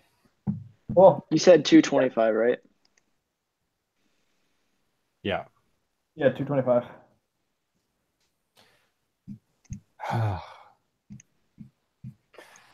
Dang it. I got a question. Would you have taken the gold femur and skull? Would Dylan have taken the gold to Yeah. Or, I mean, he figured out that it was a fake, so he wasn't Right. gonna take Were it. they fake? Were they just bones coated in gold? No, No. they were gold all the way through. Yeah, they're not real gold though. Oh, I didn't know that. Yeah, so well, I mean, so they might have been formed out of real gold, but they're not like it's not gold that you can melt down. It was like a magic, infusing process, which has discolored the bones and made them the color of gold. It wouldn't be like- I did not know that. I thought they were actual gold, but I guess my character still does. Yeah, I think like Galandan was immediately trying to turn it into money, or somebody was. Maybe it was Karm. Yeah. Turn what into money? The golden bones. Like one of your first thought was, oh, gold everywhere. I mean, what new adventure wouldn't? All right. Man, I can't. If I wish there was more consequence to the whole endeavor, but man, I loved it. I'm so happy. I think It was fun. I got very nervous when you were like, let's not go back to Yellow Cotton. I was like, no, come I on. forgot about that. I totally forgot. Why are they pushing that? Yeah, I was wondering why it was like, no, I don't want to go back there. And then you were like, oh, yeah, I do want to go back there. Is that why your NPC was insisting? Well, it is also the only place in town which has stuff for people your size. That was true, but I was also, yeah. At one point, if you watch the video, you'll see when I start getting ready to type to you, did you forget? And then I stop because I'm like, I shouldn't do that. I saw you typing something, but I thought it was just notes. As soon as he made a move, I was like, oh. Somebody's going to pay. This level doesn't do anything for me. It's all right. They had to pay an extra gold. That's something. We still pay less than you, though. No, you paid 3 gold. I paid 2. What?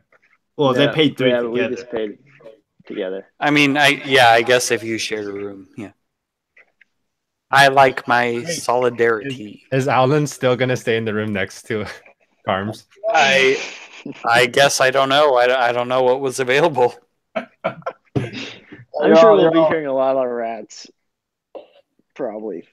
We'll have to tell them about it. Rats will be making noise tonight, probably. I mean, Gosh. all right. All right. All right, well, I think Alden Gamekeeper. might be getting a handle on this town, and maybe he'll figure out how to do something with that. Oh man, All right. well, I'm gonna that was sign funny. off, but I'll see you guys in 2 weeks. Thanks. All right. man. All right, we'll see ya. Guys. See ya. See you guys. See you guys.